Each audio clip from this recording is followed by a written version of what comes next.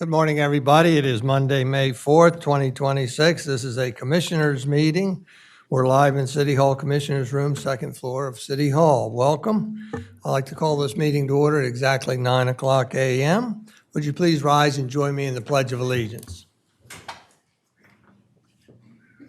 I pledge allegiance to the flag of the United States of America and to the republic for which it stands, one nation, under God, indivisible, with liberty and justice for all.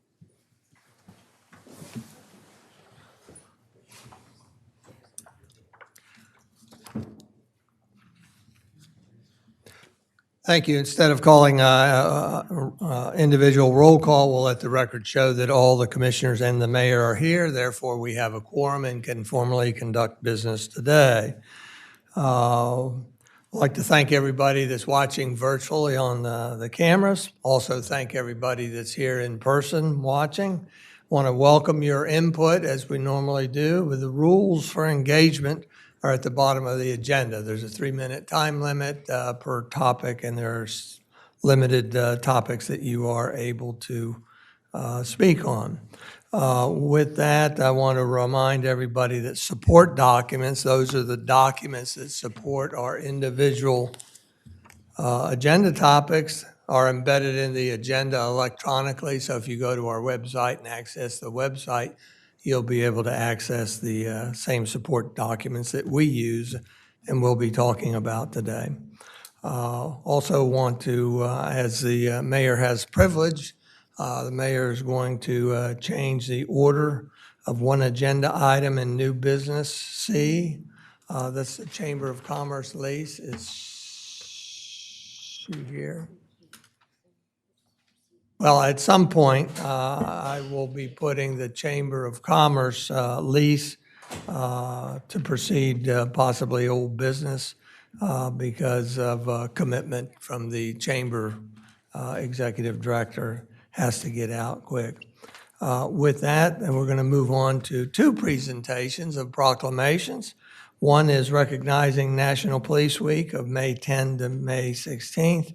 And then the second one we'll have is the Public Service Recognition Week, May 3rd to May 9th. So if we could have all those, Patrick, as the Vice President, is going to join me up there in front, and all the those that celebrate Police Week, would you please come up also?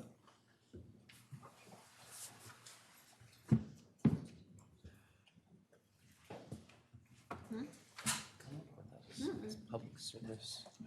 No, please. Please.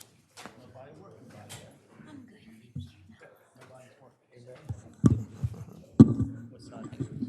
Well, I'm going to get on this end.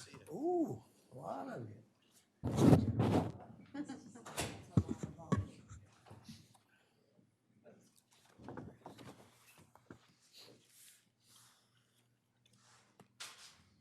Glad to have you all up here. Chief, I'm going to have you introduce everybody, if you would, before we start. And a test of your memory over mine. I'm actually gonna have, Oh. Jamie, so I just had surgery. Captain, okay. Oh, that's one way to silence the chief. We'll start from my right to the left.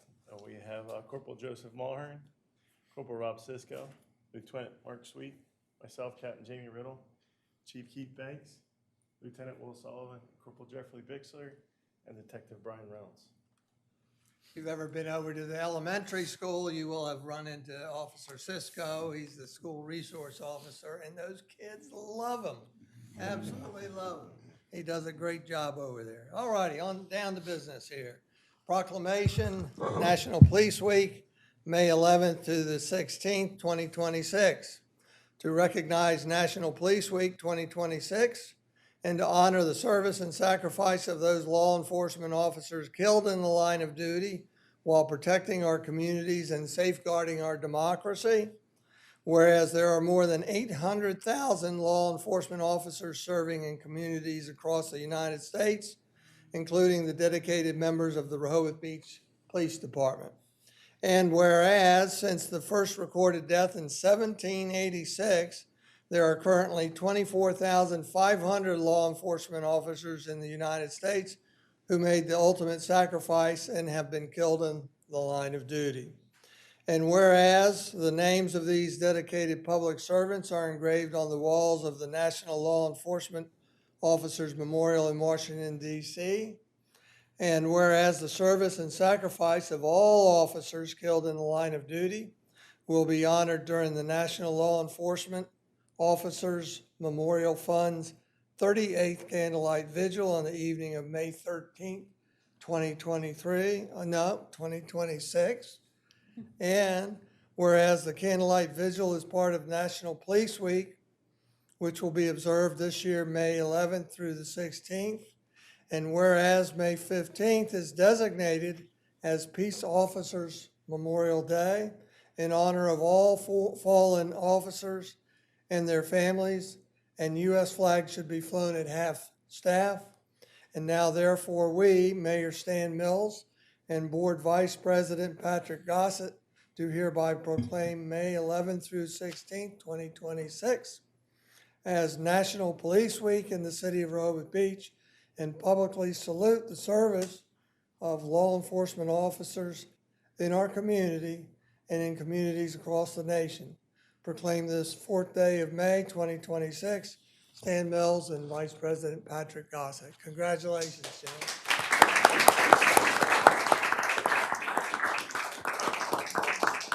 Not sure what you got, but I think you're giving it to me. Photo op. A lot of you.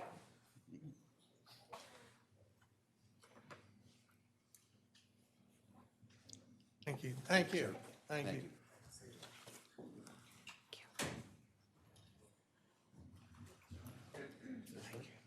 I started with my mouth.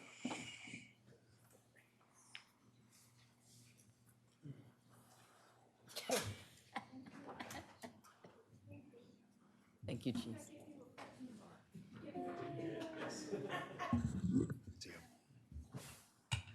Taylor, you've invited some of our Public Works Department. Really, all of the city. That's true. Do you want to select some or have them all squeezed in up here? Come on up, yeah. All of you. Department heads.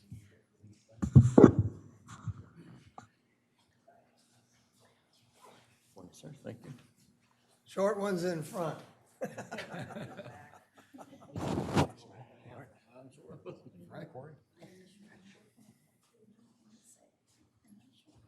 Margaret. Good try. I got Chief taken, Chief's the communications director today.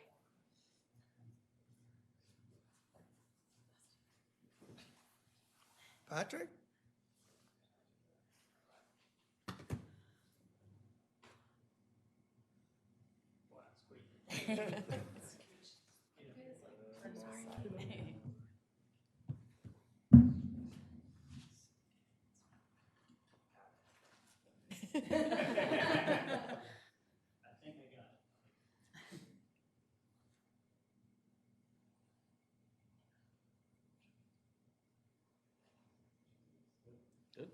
Patrick's gonna read the proclamation. Don't go anywhere yet. Proclamation Public Service Recognition Week, May 3 through 9, 2026.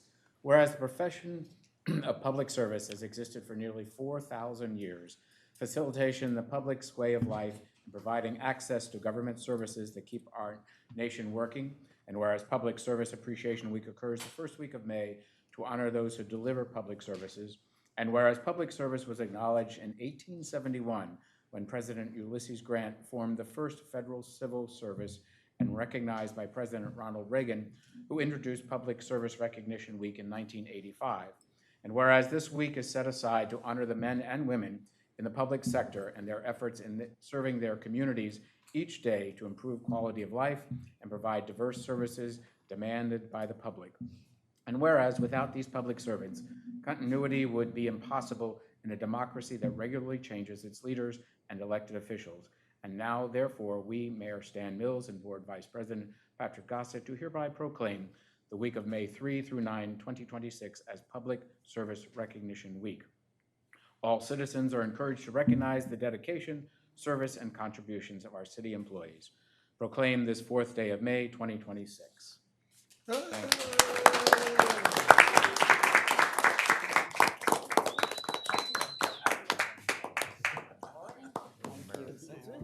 you.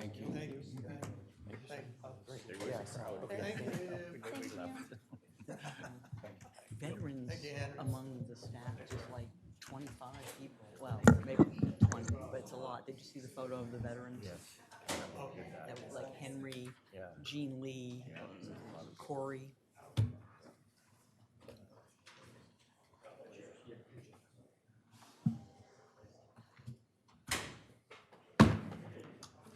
As mentioned earlier, we're going to take something out of sequence. Our next item will be new business C, discuss and possible consideration of executing an updated lease for the Rehoboth Beach Chamber of Commerce Visitors Center located at 501 Rehoboth Avenue. And there's a support document related attached.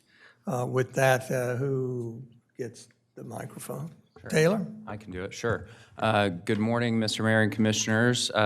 This lease is for the railroad building that the Chamber of Commerce operates their visitor center out of, adjacent to the museum and Grove Park. It's approximately 804 square feet of space. And this lease traditionally had been $1 a year, so now the lease is starting out at $11,000 and has an escalator every year. So it goes from 5 years, and then it has another option of 5 years after that. Ultimately, the city did conduct an appraisal on this property, and per former direction that we had received for nonprofit leases, we calculated the rent at 50% of the appraised value for the nonprofit entity. And the chamber also decided that they would be picking up a few extra items, maintaining the property themselves, such as power washing, things of that nature, which ended us at the $11,000 starting point per year. It increases $800 a year. And we're here for any questions you may have. I have one more. Lisa? Mr. Mayor. If you see on line 48, the starting number was $14,250. In all of our efforts to get this straight, we left that in, so the real rent is $14,250 minus all of the work that the chamber is doing. In addition, on line 308, we're going to add a sentence. Let us get there. 308? 308. The right of first refusal, to be consistent, on line 308, it should say, the city shall first offer such subject property to the chamber in accordance with this section and as outlined in the city charter. That is how you all will conduct yourselves, should that be the case. Those are the only changes, Mayor. Thank you, Lisa. Are there any further questions or discussion by the commissioners before we go to the public? Commissioner Saunders? Just one, do we know how many parking spaces go along with the lease? Kate might.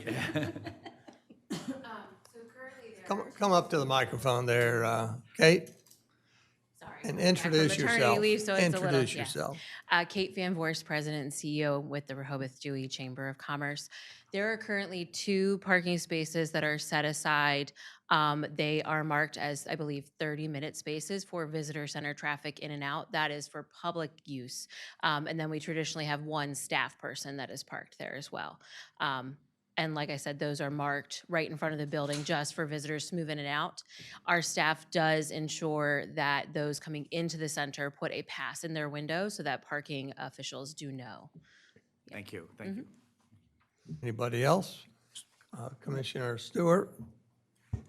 Lisa, on line 306, what's the rationale for including a property that's not, that this is not a lease for? In other words, in the 306 Rehoboth Avenue lease, Wouldn't that be the place to deal with the right of first refusal for that property? We're working on that. But when, Kate, do you want to answer?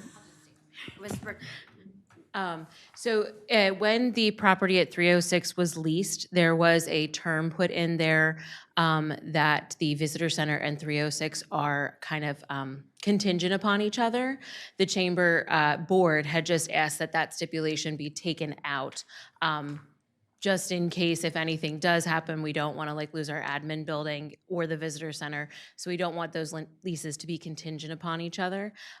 That was a carryover from when the chamber admin was previously at 509.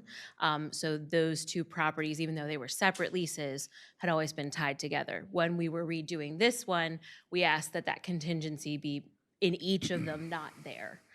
But we haven't redone the 306 lease yet.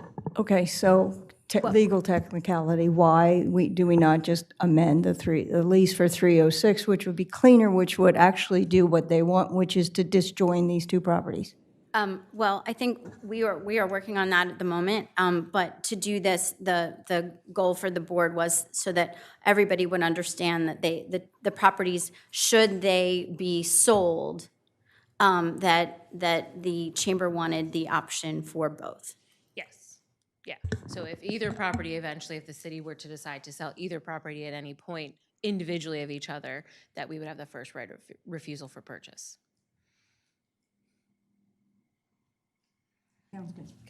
Sounds good. Commissioner Galante? Thank you, Mr. Mayor. So as the Commissioner Liaison to the Rehoboth Beach Historical Society and Museum, I had a conversation with Roger Truitt, who is the board president. The museum would like to be engaged with the city on the lease, as well as the chamber, a discussion about potentially joint use of the building, display of historical artifacts in the building. I know there was previously a discussion around locating the diorama in the visitor center. The museum staff are really cramped. They're really popping out of that space. And since the proximity and the historic nature of the building, they're interested and they would like to be engaged in the dialogue on the lease. And just to give everyone a heads up, they will be submitting a letter to the city regarding that and looking for an opportunity to engage. So just a heads up to everybody. Mr. Mayor? Just to reiterate, our agenda item allows for a vote today. Just so you know, Commissioner Good? So it's a minor matter that dates back to discussions I had with former finance chief Bert Dukes, and now Ms. Johnson has taken over that role.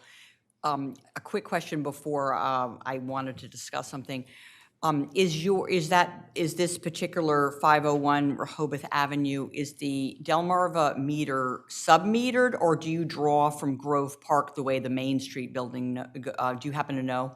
We pay all utilities for the 501 building, so it's a separate, I guess you would say separate meter, separate bill. Sub-metered, great. Yeah, yeah. Okay, well, that answered it. So the museum is also sub-metered, and they are paying their electric bill. The only reason I had, that's a minor consideration going forward because Main Street is hooked up to like those outlets in Grove Park. And whenever I go into Main Street in the summer, I'm shivering. They keep the air conditioning much lower than you and I would because they're not paying the electric bill. So that's something that when we do the lease on Main Street, I would like to be taken into consideration and in fact ask them to either keep their air conditioning where, you know, where I do, or approximately like maybe around 76 or 75, whatever, or I think Mr. Slagle shaking his head, is it, you think it is sub-metered, separate from?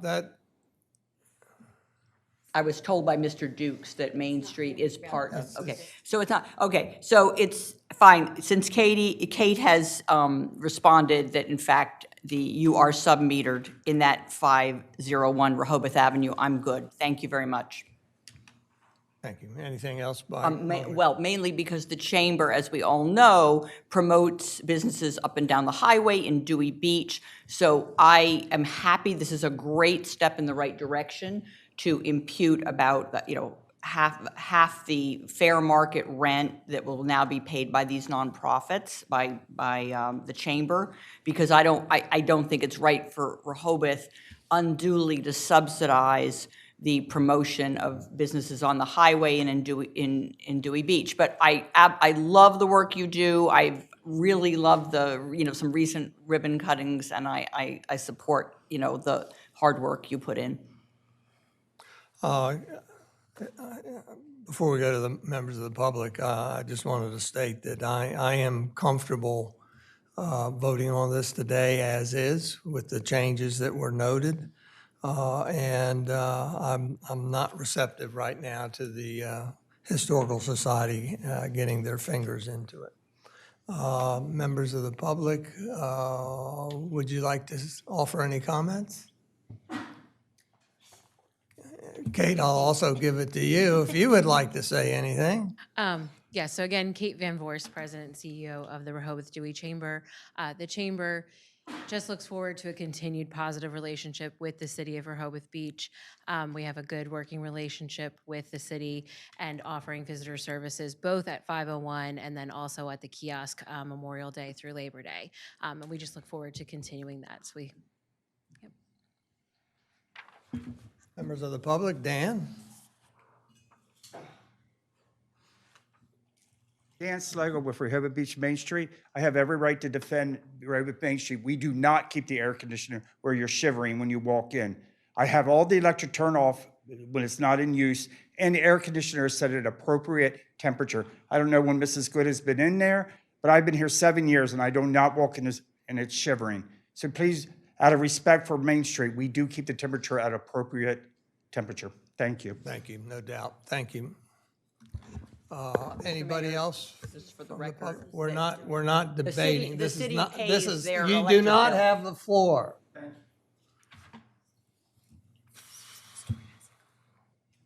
We want to finish with the public. Does anybody else? If not, I'll bring it back to the table here. Commissioner Stewart? I think this is a question perhaps for Lisa, or that, how big of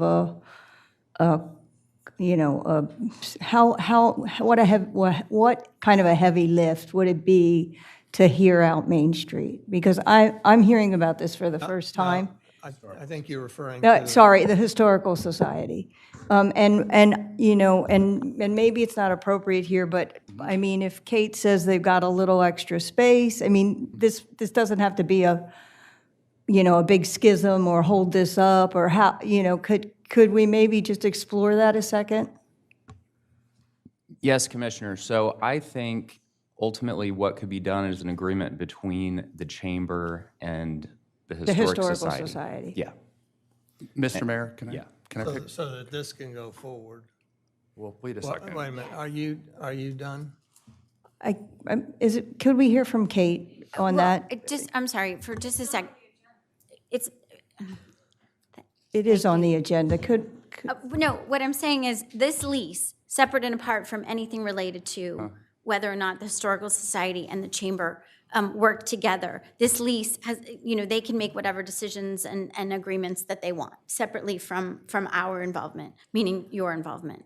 So I think you can have this discussion, but this lease proceeds, and the two of those entities can work together on. You're saying as a sublease. I think Chris was suggesting that perhaps Yeah. a different arrangement. Mr. Mayor, may I? Yeah, Commissioner Galante? Okay, so the first time that this was put on the agenda was in advance of this meeting. The Historical Society is seeing it. They're not here to testify. They would like to be involved in the discussion on the lease. I think this lease would go into effect on January 1st. There's not a risk to the city to table this for 1 month so that conversations can happen between the Historical Society, the Chamber, and the city to make sure that whatever agreement goes forward makes sense for all parties. I think pushing this through risks disenfranchising one critical member of this community. So I'm going to be voting no on this lease.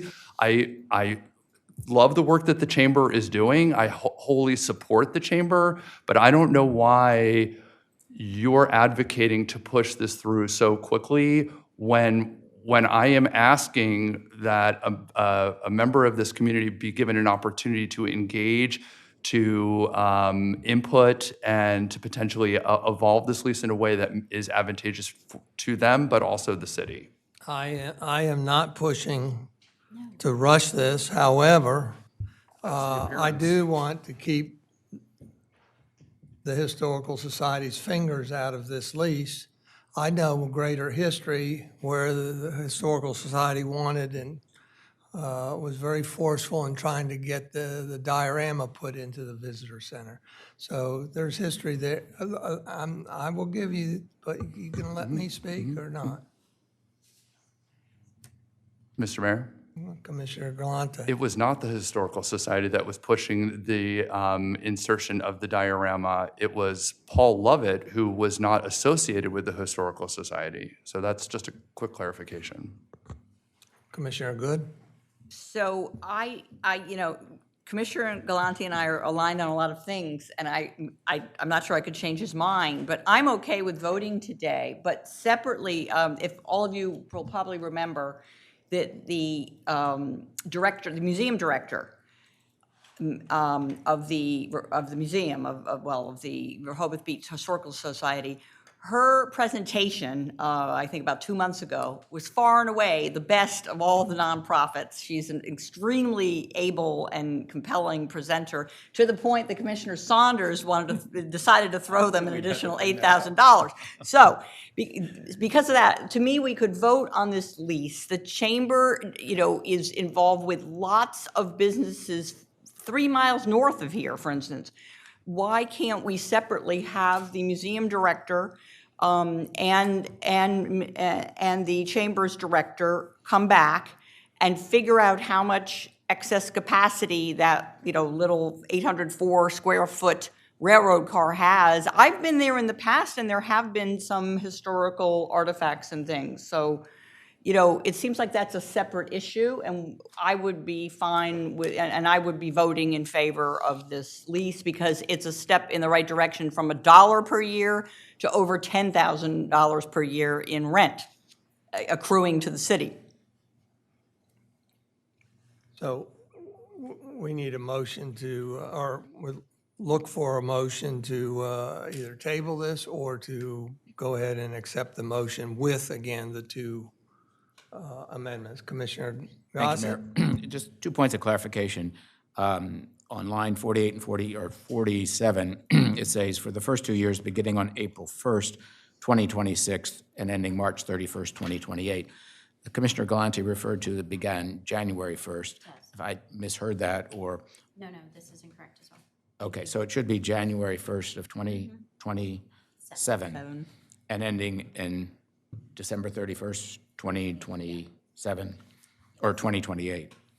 And if we could make that correction, and then also, I certainly understand the ability and the discussions that need to take place, and perhaps to move this forward, if we take a look at lines 186, 187, stipulating subletting, if that portion could be eliminated, I think that would be able to have this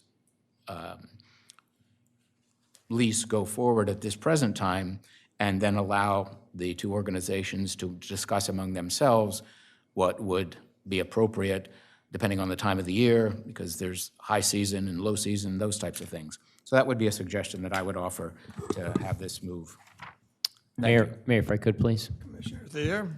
I appreciate where Commissioner Gossett's coming from on 186, 187. I'm just a little reluctant to completely strike that, because then it would allow them to sublet to literally anyone, and that would be my concern. Thank you. Anybody else? Commissioner Stewart? Mayor, I think that Patrick is onto something, and also Commissioner Thier. How about if it just says sublet to another City of Rehoboth nonprofit? It would allow that, and not to other externalities. And I presume, I really wanted to hear from Kate on this. Do they have the space? Would they, commit to sitting down with the Historical Society? Because that would allow me to vote yes in good conscience, knowing that they're going to talk it out and figure out what works. Would you like to respond, Kate? So I did have in-length conversation with my predecessor, Carol Everhart, because she was quite involved in making the train station a visitor center. Historically, that building was always intended to be operated as a visitor center, and we certainly want to operate in that vein. In terms of space, we are also cramped. We're a nonprofit. We're trying to do a lot out of that building to bring people in. We do have some historical items in the sense that we try to respect the historical history of it being the railroad station. In terms of any conversation about working with another organization, I would have to defer to my board of directors. When we had this conversation previously, it is always going to be their input that I represent. Certainly, I can take it to them. We have a board meeting the end of this month and kind of see where they're at to open up that conversation.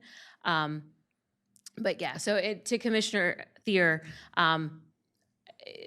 I would say, legal or not, our intent is to honor the original agreement, verbal, written, whatever it was, when it was transitioned into a visitor center and to always operate it as such.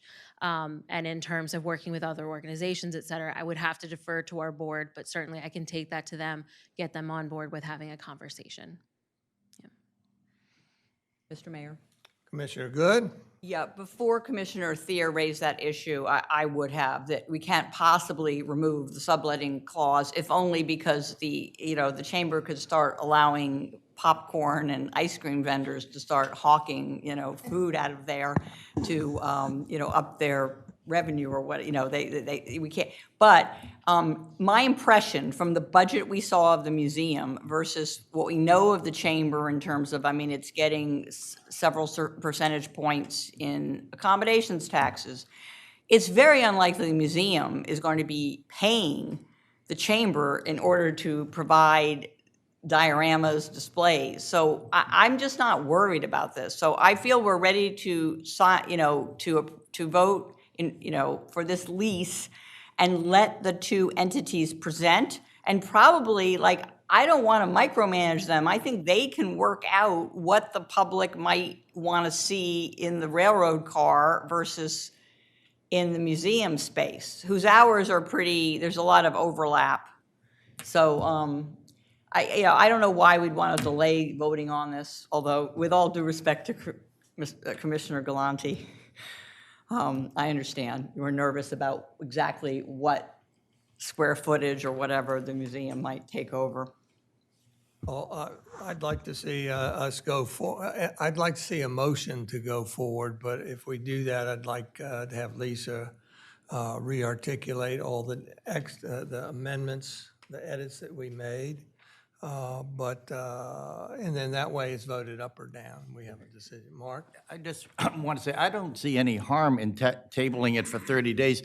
We have actually 3 partners in that very small parking lot sharing a very close quarter. And I think it's good to have all 3 involved with each other and know what each other's doing. And to postpone this 30 days or something doesn't seem to be a big problem for me at any rate, so that giving them the opportunity to maybe make each of them stronger.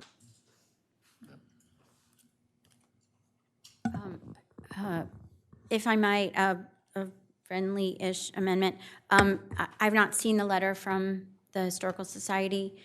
Perhaps if we could see that this week, then we could have this lease brought back at the next meeting.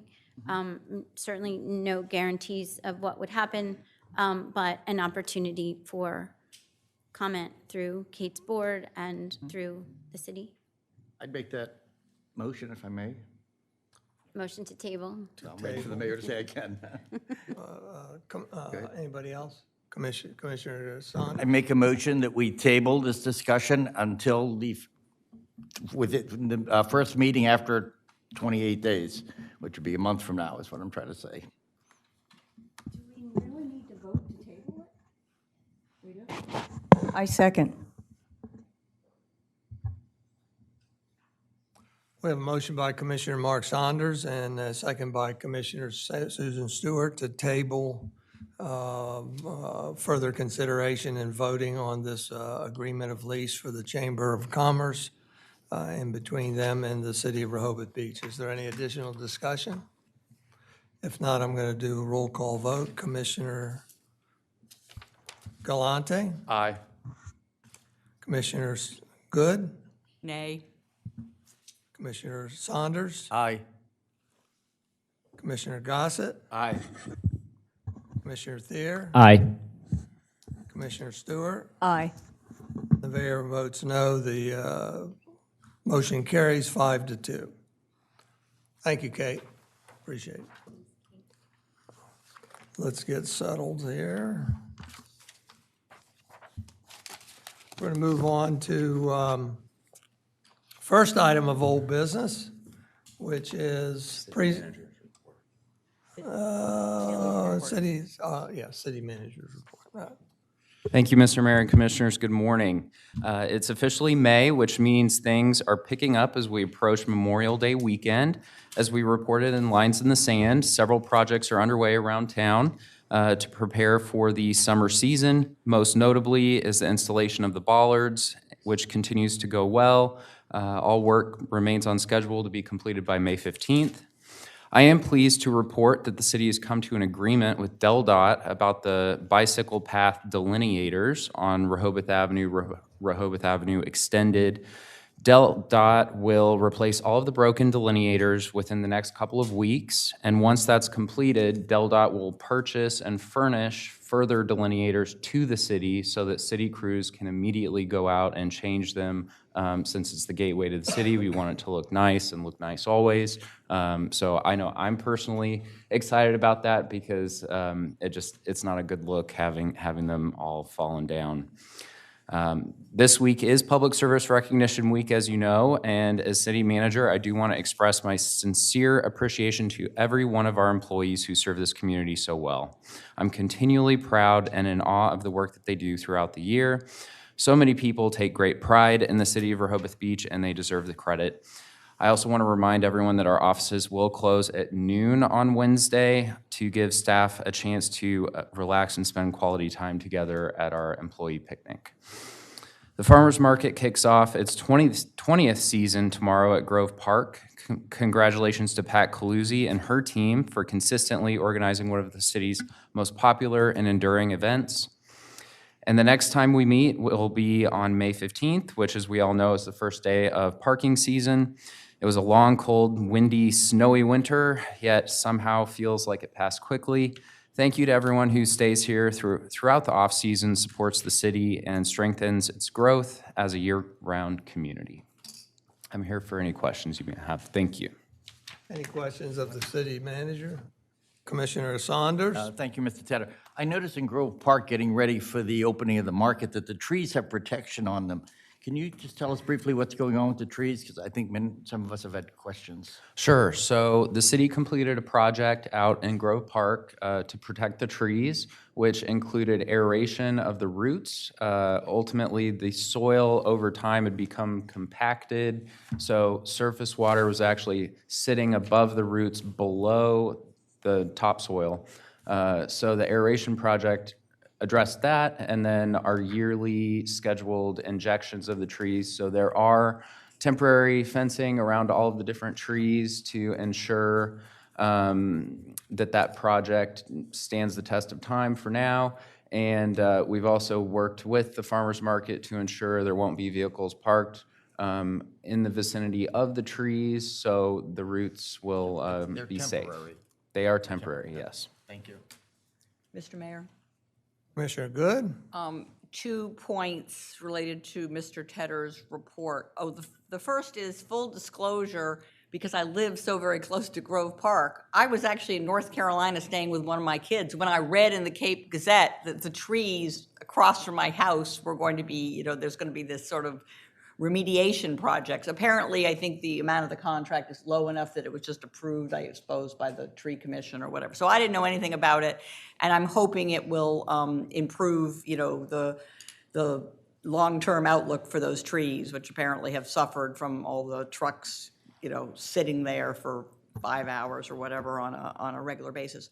My main question is related to the bollards. In early October, I just didn't think, I was the outlier. I didn't think the cost benefit was there for the bollards, given the hundreds of millions that were spent on bollards on the National Mall in Washington, D.C. and other places. I'm more aware than a lot of you of the attacks in Nice on the Promenade des Anglais. I mean, that's not the issue. It is a small risk in the society.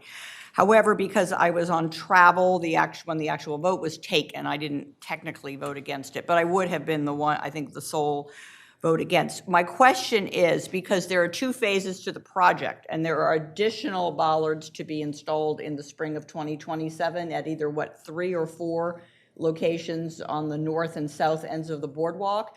Is that part of the contract potentially, able to be voided? Or is it, have we already made so many, made a down payment, and is it sort of irrevocable at this point?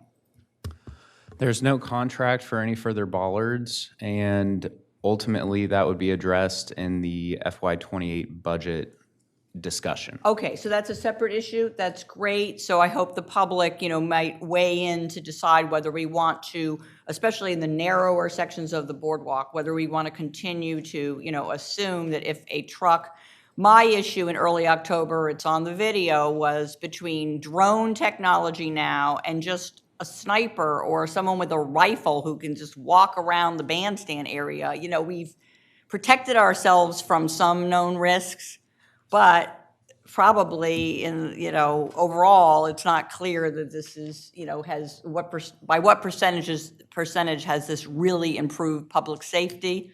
Hard to say. Thank you, Suzanne. Thank you. Thank you, Suzanne. With that, move on to the, you have anything further? City Solicitor's report? Nope, nope. Okay. With that, we're going to get to our first item of old business. Old business A, presentation by Joe Kohl, Principal of Dover Kohl and Partners, providing a status report of work completed relative to planning code updates. Hey, Joe, make sure you speak into the microphone. Good morning, Mr. Mayor and Commissioners. It's a pleasure to be here in person in front of you since we've been talking through this project for the last few months. I'm going to talk today just to summarize our phase 1, the phase 1 of our contract with the city. And then really I'm asking for your blessing for the phase 2 approach for public input. Because I'll explain in a moment, and then a lot of discussion. So I've got a lot of slides. If I click through them too fast, just tell me I can go back. So just to let you know a little bit about us really quickly is that we've been working for almost 40 years, coming up 39, a Delaware corporation, so we're excited to actually be in Delaware. So we've been working for all these times with communities, pretty much half-time with developers, half-time with cities. And we've been working on the full range. We've been worked for homeowners associations, working on certain issues, and then all the way up to doing large regional plans. So it's given me a very interesting perspective on what's really important in the planning world right now. We've done so many plans. And so what we're focusing on are plans and codes to get implemented, because the implementation is really what we're trying to do, and nobody wants to have a nice slick plan sitting on a shelf. So our original agreement was when the staff contacted us to see what we could do to help, we were given such a long laundry list of issues and topics to work on that I really could not even write a scope of service because it was so broad. And so I said, well, let me get to know the community a little bit better, and then we can figure out exactly what the best approach would be and what we could do to be the most effective. So that's what we did. And even, what I've noticed also with projects that will go on for a couple months, issues change in the middle of them, and sometimes, or most times, we end up doing different things that aren't even in the scope. And so that's why that scope was written very loosely, specifically for the Phase 2 area. What we did, we had a kickoff meeting and went through all the kind of normal stuff to get familiar. We spent a lot of time going through all of your other current documentation. So the current comprehensive plan, we looked at the one previous, the architectural standards, all these things on the screen. And then I wanted to come up to actually meet with some of the stakeholders, because I know that the documents often say one thing and the community says another. And we've learned that we can't make a great plan and hence a great code without having public involvement and really getting community buy-in. So that's really important. And so what I came away with is, I think what Commissioner Saunders said in December at a meeting is like, well, you just reported back everything we already know. And that's exactly what I did, because it's so clear that everybody really loves Rehoboth. The people who live here, the people who live here part-time, and people who know it and vacation here, because I asked a few people who knew Rehoboth Beach. And so what that tells me is that what I think the key issue is, as the city redevelops and changes, which is normal, we've seen it, how it's changed since the last 100 years or so, that anything that new comes in looks like it belongs. And so a lot of criticism I've heard of some of the buildings that don't look like they belong that we have here. And then the city can do its part to make it easier to get the right things in place. So just kind of breaking it down, kind of the key things, all of these can be addressed in the zoning in some way. So, the architectural character, permitting approval process is onerous, which is true in probably every community, but there are some things we can do to help make it easier. Parking is just exactly the same as standing on the beach and yelling shark. Everybody's going to overreact and freak out. So I try not to say that word. And affordable or obtainable housing, is perhaps less of an issue for the folks that are already living here, but it's really an important issue. You've got a workforce that can't live in the city limits, and so they have to seek housing either outside that is supposedly affordable, but then even if they can get a good rent price, they still have to pay for transportation. They still have to pay for parking fees. And they're adding more traffic congestion to the city, which we want to avoid. So it's definitely an issue that needs to be addressed, and so that falls into the the ordinances that we'll be writing. And maybe we won't be talking too much about the vacation rentals if we're focusing on the downtown, but there are some vacation rentals within the current commercial zoning, so perhaps we will, and making the city vital year-round. So I think that means we need to change the city's logo, or the tagline. We need to work on that. We heard complaints, but that's normal. That's part of the business, is to find out what people are unhappy about, and so these are the things which is why we want to have a good public involvement to really address some of these issues, so that we know how to adjust the rules. So for Phase 2, we're now focusing specifically on the commercially zoned properties. So that's primarily Rehoboth Avenue, Wilmington and Baltimore, and the boardwalk. But from the boardwalk out to the city limits. I had proposed in January a scope for Phase 2. It involved a very large public process. It involved bringing in more specialty and actually take it on as somewhat of a master plan for the commercial area, and resulting in the code, which is part of the implementation process. So I've resent that. It's not been accepted yet by the city manager. what we're planning to do is we still want to do a large public process with a lot of publicity about it, because, it's really hard to get people to come in and talk about zoning ordinances specifically. It's not really something everybody feels inclined to talk about unless they've got a grievance, right? So what we want to do is seek solutions, because zoning is writing rules, but we need to know what the policy is to go with the rules. We need to know what we are encoding with those rules. And so that's why it's really important to get that kind of input.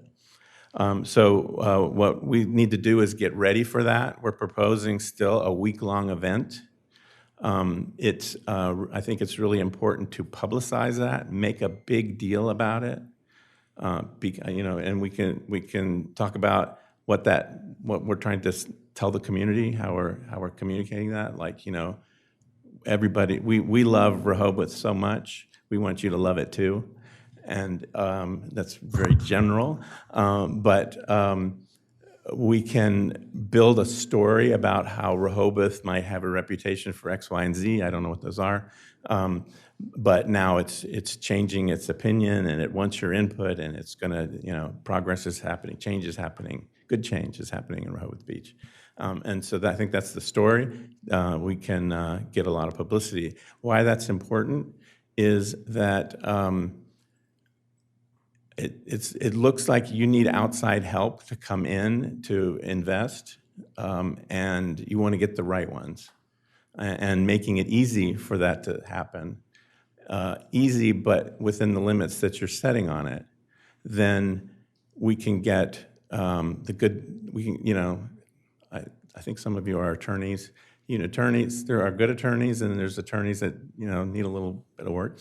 And the same is true with the development industry. You've got some good ones, and then you've got some that are, maybe they don't know exactly what they're getting into because they might not know the community that well. And so we want to get the good developers, we want to get the good development and the good businesses to come into Rehoboth, right? So that's why we're proposing that. And then the zoning is part of the implementation step. It is what the city can do to try to get the right folks to come in.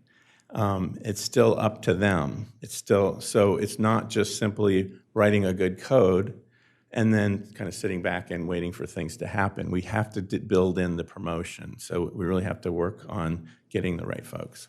So what we typically do with every project is we like to publicize it. That means creating press releases. That means getting the television crew out. Maybe, I don't know if there's a local blog that someone does here that's popular, or a lunchtime interview show or something on the radio, but we want to really make a big deal out of it, and then we can get people out. And so often folks they only get their 3 minutes at the podium, and so this way we can actually put pencils in their hand and let them be the planners for the day. And it's amazing what kind of ideas come out of it. And even if some of the ideas are kind of wacky, what you get is a core of really good ideas that then you can build off, and you can build that consensus. And when everybody can say, oh, I worked on that, then they have buy-in.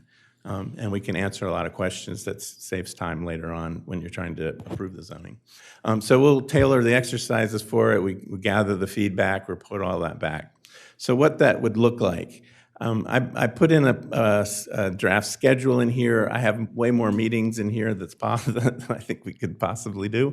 But the idea is that we would tailor it to specific stakeholders. Everything is open to everyone to attend. And then in between the meetings, I've got a crew in a studio that's on location that, again, people can drop in at any time, look over our shoulder, and we're literally just working on maybe some of the code language, or maybe we're illustrating what a street intersection could look like in order to make this the building facades relate to the street. Or drawing up a comparison of some of the building facades if we're talking about character. So, and I think what's really important, because we've got an existing place here, is to do walking tours, because we've noticed that even though you might live on the street, Are you really looking at are you looking at all the details? And so we can actually find out a lot and kind of open up folks' eyes as to why, your parking, the asphalt of your parking comes right to the edge of the sidewalk. So wouldn't your property look a little bit nicer if you could put some kind of screen there, maybe some plants or whatnot? And if those kinds of things aren't in the rules, then that's something that we would perhaps put into the rules. So it's really interesting. So walking tours, really important. Like I said, working in a place where people can drop in and see what we're doing. We like to illustrate a lot because we operate under the idea of propose and dispose. So we put up an image and say, is this what you're saying? Is this what you're talking about? Is this what you just described that you want to see? And if we don't have it right, we toss it out and try again. And then we like to do a wrap-up presentation. Since sometimes you guys meet on Fridays, it might make sense to have as part of that meeting. We could do this wrap-up presentation for you. It's a summary of what we accomplished during the week, what we heard, and it's to set up what direction, the next steps to then go out and do. So, policy. Like I said, in order to write a rule, we need to know what we're writing the rule for, and the policy sets that. These are some of the topics. I'm not trying to say these are all of them. There may be some more. There will be some that will come out of the public process that we weren't even thinking about. But so I don't think I need to read through all these. And then like I said, the implementation is through the code. We want to do what's often called form-based code for the commercial area.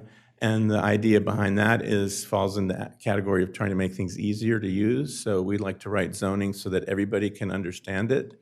You don't have to hire a land use attorney to find out what you can do. You can see what your neighbors can do. And what we found in communities that have form-based codes is that it sparks the redevelopment process. In fact, the Florida Redevelopment Association went around telling everybody, put a form-based code in your downtown.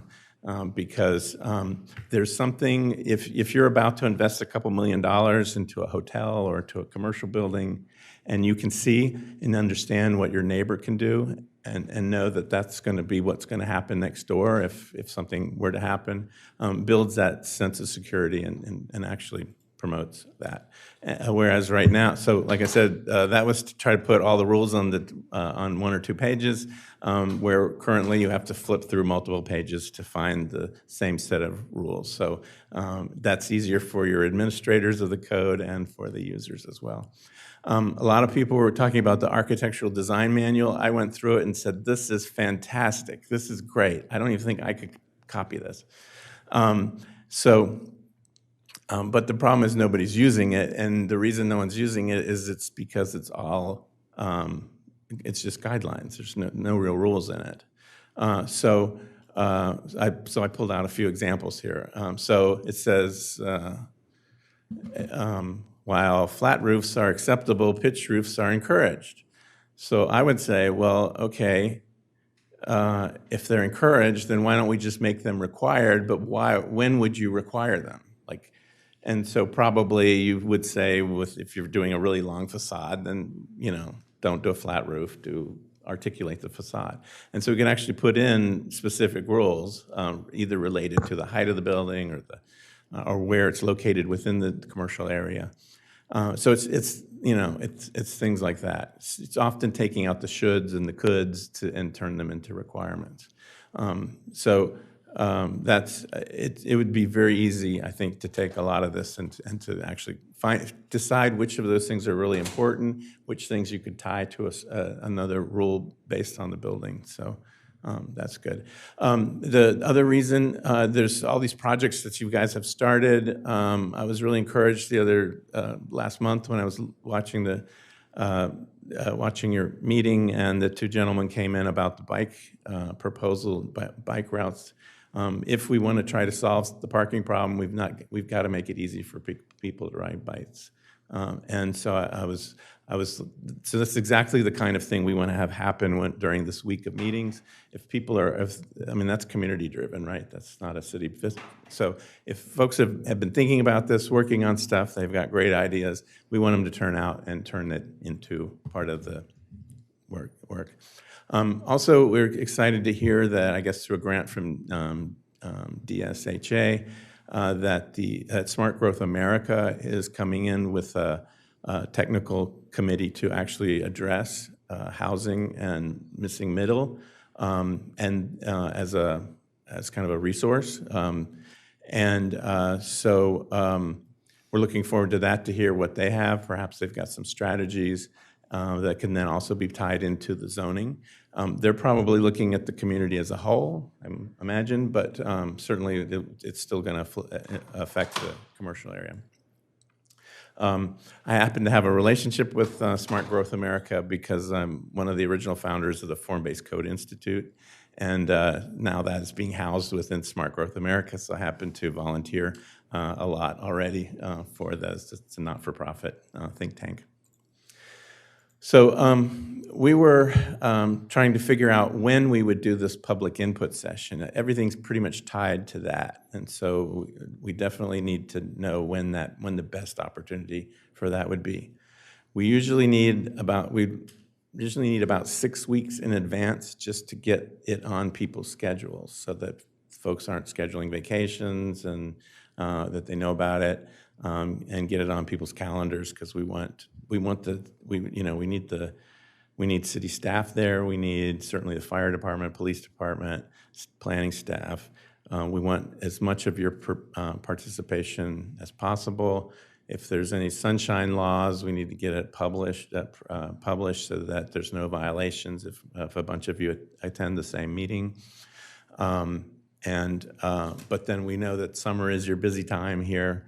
And so we were hoping to have this in June, but now since we're in the middle of May, I'm wondering if that would make sense to get enough publicity. So once we can get those dates tied in, then the rest of the schedule we can crank out. But the main idea is we've got a lot of preparations to do for that charrette week. We have that event, and then after that, we kind of take our marching orders from the results of that. I think, yeah, kind of at the end there. Any questions among the commissioners? Commissioner Stewart? So, thank you, Joe. If you go back to your third slide, which is number 8 on your PDF, I think, it's where you're showing all your chest bumping one. Okay. My bragging slide. So, because I think a lot of people have questions about how this is going to fit into the RFI we've just yes, released. And the way I see it is you're really concentrated, using all your expertise from all these experiences, but it's concentrated in that upper right bubble by the plus sign for this project. Yes. And then if you answer the RFI, if you choose to, and if you're chosen to that, then that expands your bubble. But that's not part of what we're talking about here. Sure. Expands to other bubbles, I should say. Yeah, so, your RFI is really pointing at the bigger picture of what I think I was talking earlier about for the next phase. So we're going to focus on codes. But like I said, it's to write the rule that's okay, let's take heights.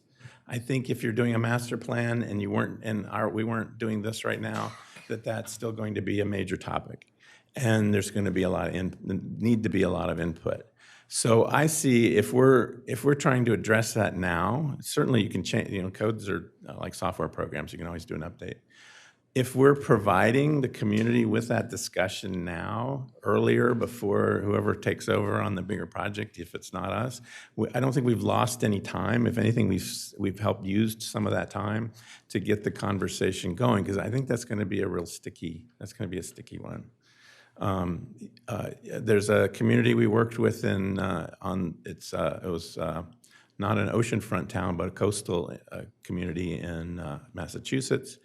They had a wonderful code. They decided on the heights. They had a 3-story height limit. They had a lot of historic buildings. They could document exactly what they wanted, and nothing happened. And so they had so as part of my role at the Form-Based Code Institute, I would review other people's codes to see. And so it's me, and it's usually like 3 of us from different backgrounds. And we were just scratching our heads saying, well, maybe it's just simply nobody wants to build 3-story buildings.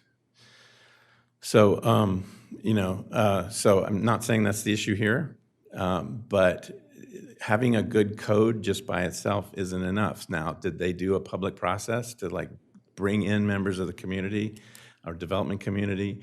I don't know. And so that's why it's really like the city can do everything it can possibly do. It can make, you could have, one-day approvals if you follow the rules exactly. And it still doesn't guarantee that you're going to get what you want. And so the only way we can do it is by publicizing it and making a big deal about it, because we can attract people. And maybe there's a national chain that wants to find a location. They've been running around looking, and maybe they're looking at the shopping centers outside, and then they'll say, no, hey, Rehoboth Beach has a sense of place, and it's got the boardwalk, and things that they may not even be tuned into. And that might defer them to say, oh, let me look for a place that comes in here. And then often they're looking at properties, and they'll talk to a few, and there's improvements that are needed. And if the property's been owned by a family member for several generations, there's not real, they don't want anything disruptive. So I'm like we lost Kate from the chamber. But so I see this as an effort where we're helping. And me being an extension of the staff working on the zoning, teaming with the chamber and with Main Street to kind of build up the story we're trying to propose here. We're writing the rules to make it easier to do X, Y, and Z, and to attract A, B, and C, and then that's just basically going to feed into the bigger picture and tackle some of those issues. Commissioner Saunders? Thank you, Mr. Kohl. I was just a little concerned that your list of stakeholders had some gaps. Okay, I mean, good. I didn't see anywhere where you'd be talking to we have 4 really great committees, the Board of Adjustment, the Planning Commission, we have an Environmental Committee, and we have a Safety Committee. And those people work with us every single day, and I would insist that they be involved. Of course, Absolutely. yeah. All inclusive. We're not trying to not to exclude anyone. All right, well, more than inclusive. I think that they work with it every day, so that they should definitely be part of it. Okay, perfect. Thank you. Mr. Mayor? Anybody else? Commissioner Good? So this is my first exposure to the work you've been, I guess, carrying out since maybe mid-2025. Not been doing much work on it. Well, a couple of points. I know Trying to that get I know there. that Mr. Cheddar, possibly the mayor, but certainly some commissioners met with you in 2025, and I was not, involved with that. However, a couple of things. You mentioned how you love Rehoboth Beach and you want all of us to love it. I can't speak for every resident here, but I love living here. This is walkable. Yeah. We are, I can be on the Atlantic Ocean several times a day, enjoying exercise or just the view. I mean, there are drawbacks to this particular location. Airport access is woefully inadequate, only because one of our kids lives in DC and we could coordinate and see him on the outbound and inbound trips, but it's a big burden. People are driving to Philadelphia and all manner of places and having to overnight them, before an early morning flight. There is no world-class medical care in this area. It's more like a regional level of medical care. But I'm getting worried, I'll be honest. I mean, you're having to fly up from Coral Gables, Florida from your website. And you're not familiar, for instance, as Commissioner Saunders just referenced some of our committees and boards. And so I'd like to see this project, because you're talking about like future phases, it was voted on. I'd like to see it be a finite project where during these charrettes, you get Mr. Tedder, Mr. Miller, and Ms. Thaler, who's the communications director. You were asking if we have ways to broadcast information to the public. Well, we have a myriad of ways to broadcast information to the public. Mr. Tedder has contracted with a professional videographer who has him, showing us the wastewater treatment plant or whatever. So we have that covered, because I feel a lot of your goals that you are working toward for us, are probably valiant goals, but they're a little nebulous, and it's impossible. It's not your fault. You can't possibly learn about the layout of all our streets and all the different machinations. But the 3 people I just named, they are really familiar with a lot of our parameters. So this charrette you're gonna run, I understand, that you're proposing, you know, at least 6 weeks from now, I'd like it to be run in a way that our administrative staff can take that over from you. Not to cut you off at the 158,000, but I want to do that because I don't think we need someone flying in from the greater Miami area to, you know, give us, hold our hands too much further on this. So I appreciate it. And, you know, if you could just look, I don't, maybe Mr. Tedder could confirm that the, you know, the top administrative staff will be part, you know, will be highly integrated into this charrette that's going to be held. Is that, would that be an affirmative? Yes, of course, and this Phase 2 is part of that initial scope. I did look it up. I signed this in October 1st of 2025, so this Phase 2 fits in that dollar amount. I believe we only spent about $15,000 for Phase 1, which it was originally supposed to be about 50. So we are on track to be set up for success here. What's the current spend of the 158, though? I assume it's more like 75 or something? I believe it's about 15. Still only about 15, including travel from the Miami-Dade airport. This trip is new, but actually I flew in from Texas because I'm bouncing around the continent quite a bit. But if this makes you feel any better, we know we're from out of town, which is, again, why we like to have this kind of public process, because we learn from you guys. We learn from the community. They tell us what doesn't work and what has worked, what's good and what's not been so bad. And we know we're leaving town. Sometimes it gives security because they can kick us out and, you know, get rid of us if we get too crazy. But we always work with the idea that we're an extension of staff. We're working with the community. We know we can't pull the publicity off without working with your publicity department. And we can't facilitate this without working with your city staff. So we're going to be part of the team. And then when we go, we try to leave everything very clearly understandable. All of our work products become your property because we know specifically with zoning, it is like a computer program, and it is going to need some adjustment. You know, you get the first draft is the beta copy, right? And so then there's usually an update once it starts getting used. So that's exactly what we'll be doing. Taylor, can you explain what you hope to get out of this conversation today? What are some outcomes before we go to the members of the public?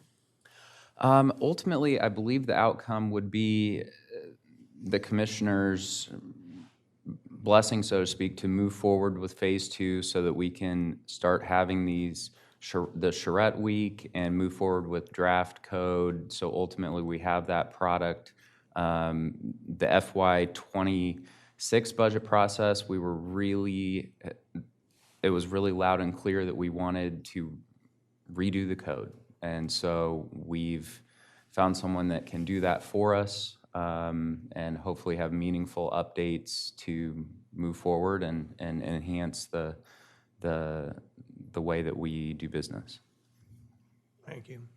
We'll go to the members of the public. Marco, can you make sure the microphone's on for us, please? Jan? Way the public portion goes here is I'll call on you, give you the floor. If you would come up to the center lectern and state your name and address or relationship to the city. So again, the topic is the presentation by Joe Kohl on moving forward with the study. Okay, my name is Jan Conacy, 42 Oak Avenue.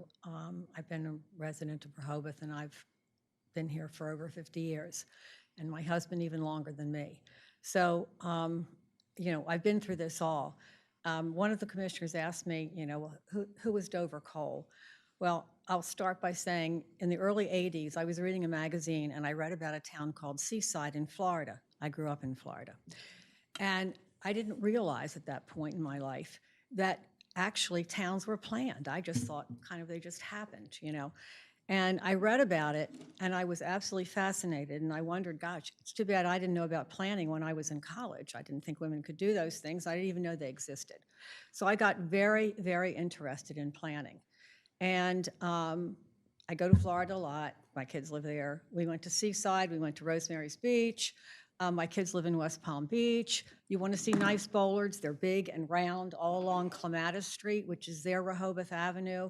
I have watched iterations from DPZ. I have attended workshops. I mean, he doesn't know me. But I don't know him either, but both Patrick and Jay and others in Rehoboth have attended workshops of the form-based code. During COVID, we listened to them on Zoom. So I'm very familiar with this organization. In addition, I have a cousin who's a big-time developer in Florida, and I called him when I saw the city was hiring them, and I said, do you know him? Yes, he absolutely loves you guys. You know, he thinks you're great. He doesn't use you because he has his own planner. But she interned with you. okay. She interned with you, though. So, so I'm very, I'm familiar with this. One of the things that concerns me about this whole thing is that the commissioners didn't know about it until it was already planned. None of the staff, Evan, Corey, Tedder, you don't live in Rehoboth. You haven't been here that long. You don't have a depth and breadth and a perception of this city. And that concerns me when you all are providing direction. In my experience as a commissioner and as a resident here, that the mayor and the commissioners provided the direction and worked with consultants, and the staff implemented and were there as experts. I don't see that. I have not seen that happening in this case, and that really, really concerns me. And so, I think that, okay, sorry. Oh, I have 20 seconds left.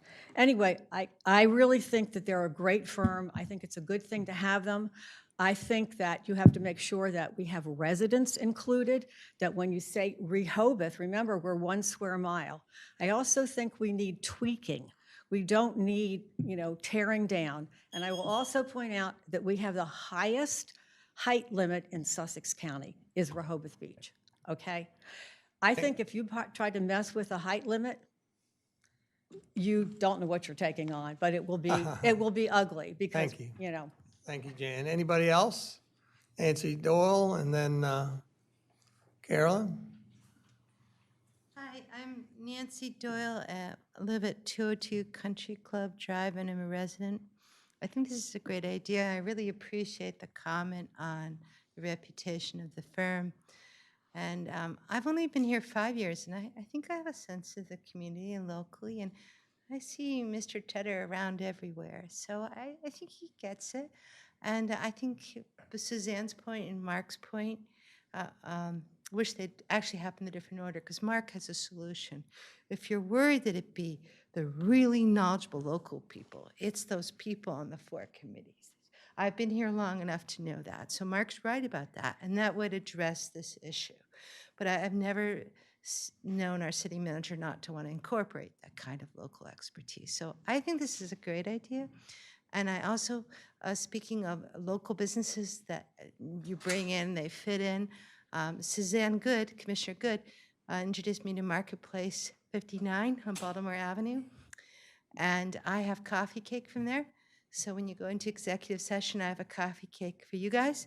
And then I have a separate coffee cakes, identical, I assume, for people in the audience. So we're going to have more food from local business here and celebrate them at commissioners meeting. It's my little special mission. Thank you. Thank you, Nancy. Carolyn? Carolyn Diefendorfer, city resident. I got the opportunity to talk to Mr. Kohl when he was here before doing his, phase 1, and I was very impressed with the questions that were asked, the conversations that we had. I think it's very important to use the approach that he's laid out, where you have this charrette week and get input from everybody.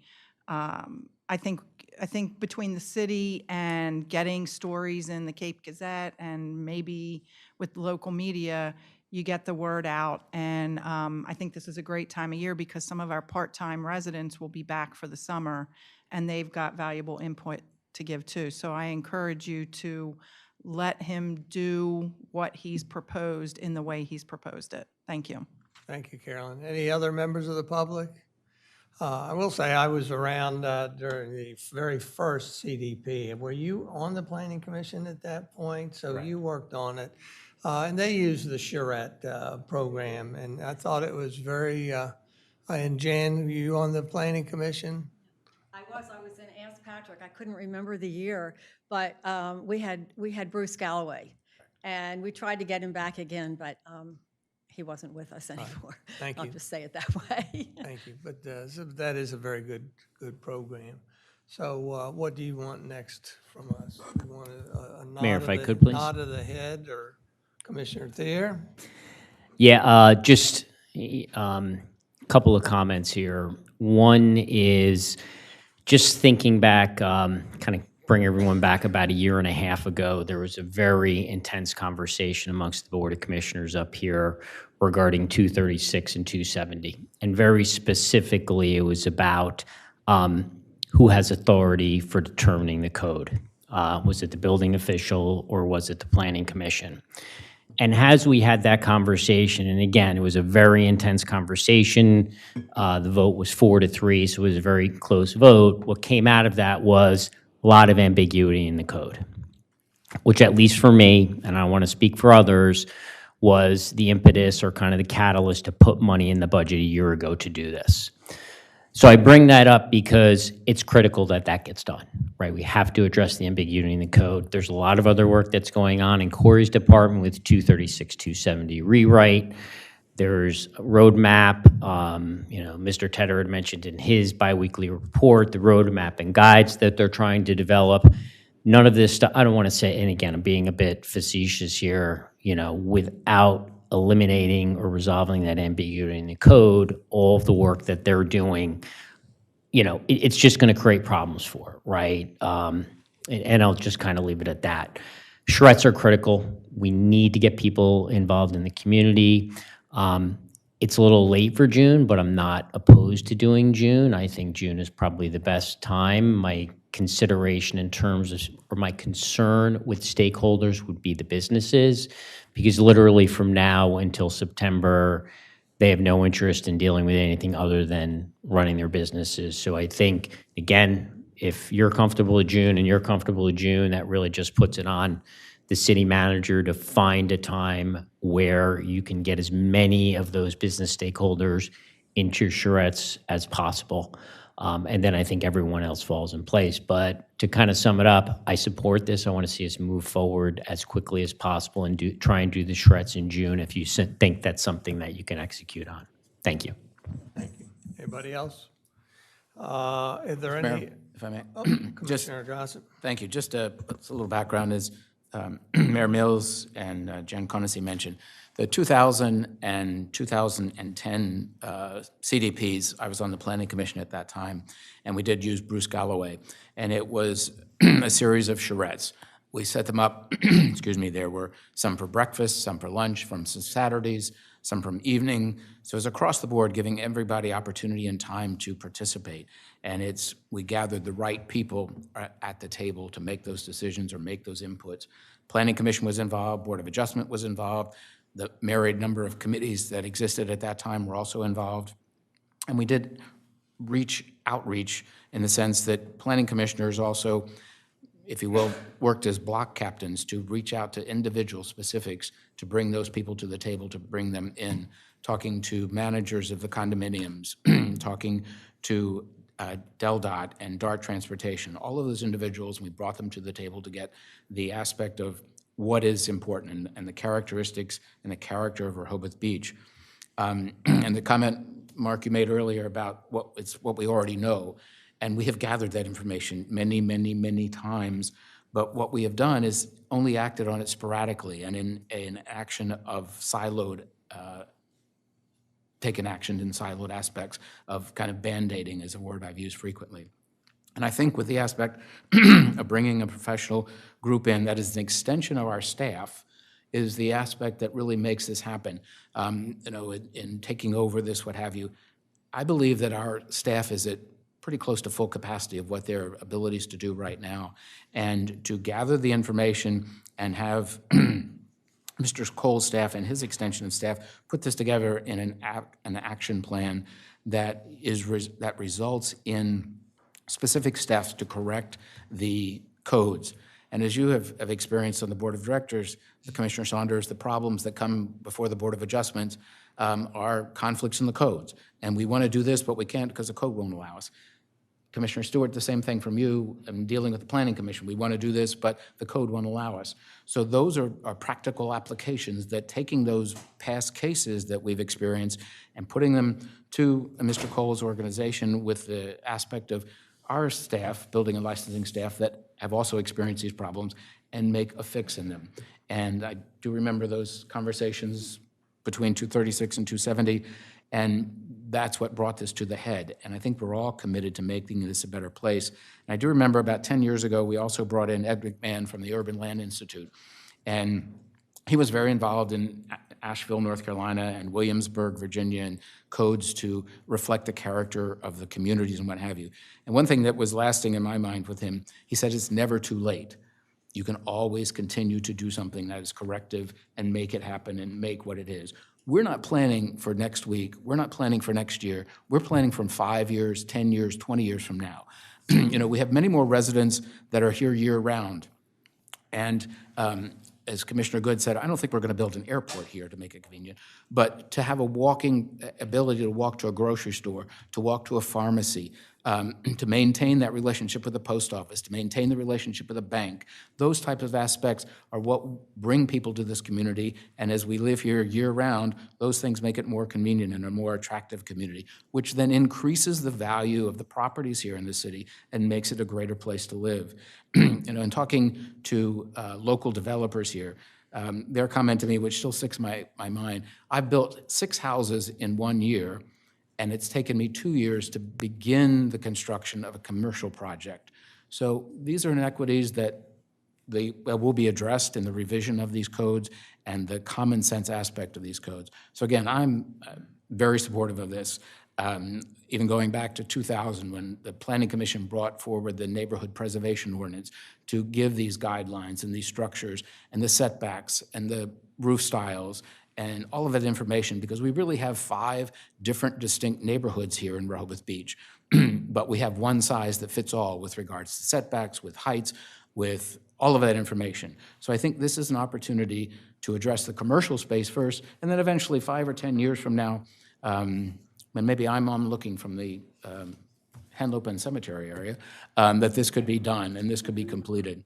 But I really think this is an opportunity that we have to take advantage of and have to move forward on. And there is an opportunity for the professionals to do this, and I supported this for many, many years. Thank you. Mr. Mayor? Mr. Mayor? Thank you, Patrick. Commissioner Good? I do recognize a lot of you are very smitten by the various consultancies. I've felt that I've sometimes been underwhelmed by the actual product that we end up with. My concern on this particular, I'm going to be very specific. For instance, I think DelDOT and some other entities are right now doing a lot of work on, it's called Bike at the Beach. And they don't just mean Rehoboth Beach. They mean connecting Lewis, Georgetown, Milton, Bethany. So I don't want you, especially, you're from Coral Gables, Florida, although fine, you flew in from Texas, whatever. You look at communities all over the country. I see that. Or you have family members in Texas or whatever. Hopefully you weren't on Spirit Airlines was, yeah, hope you weren't affected by the Spirit Airlines debacle. But at this point, I don't want to duplicate that. Like, I feel I'd love you to concentrate on some of this code overhaul that we desperately do need. We need the architectural styles and other things that would bring more harmony to the town. But I'm a little concerned about, I feel that we have a lot of human capital in Mr. Schenko. He is, now head of he's a director of the department. He has a lot of experience. He literally knows most, if not all, of the buildings in the 1.2 square miles.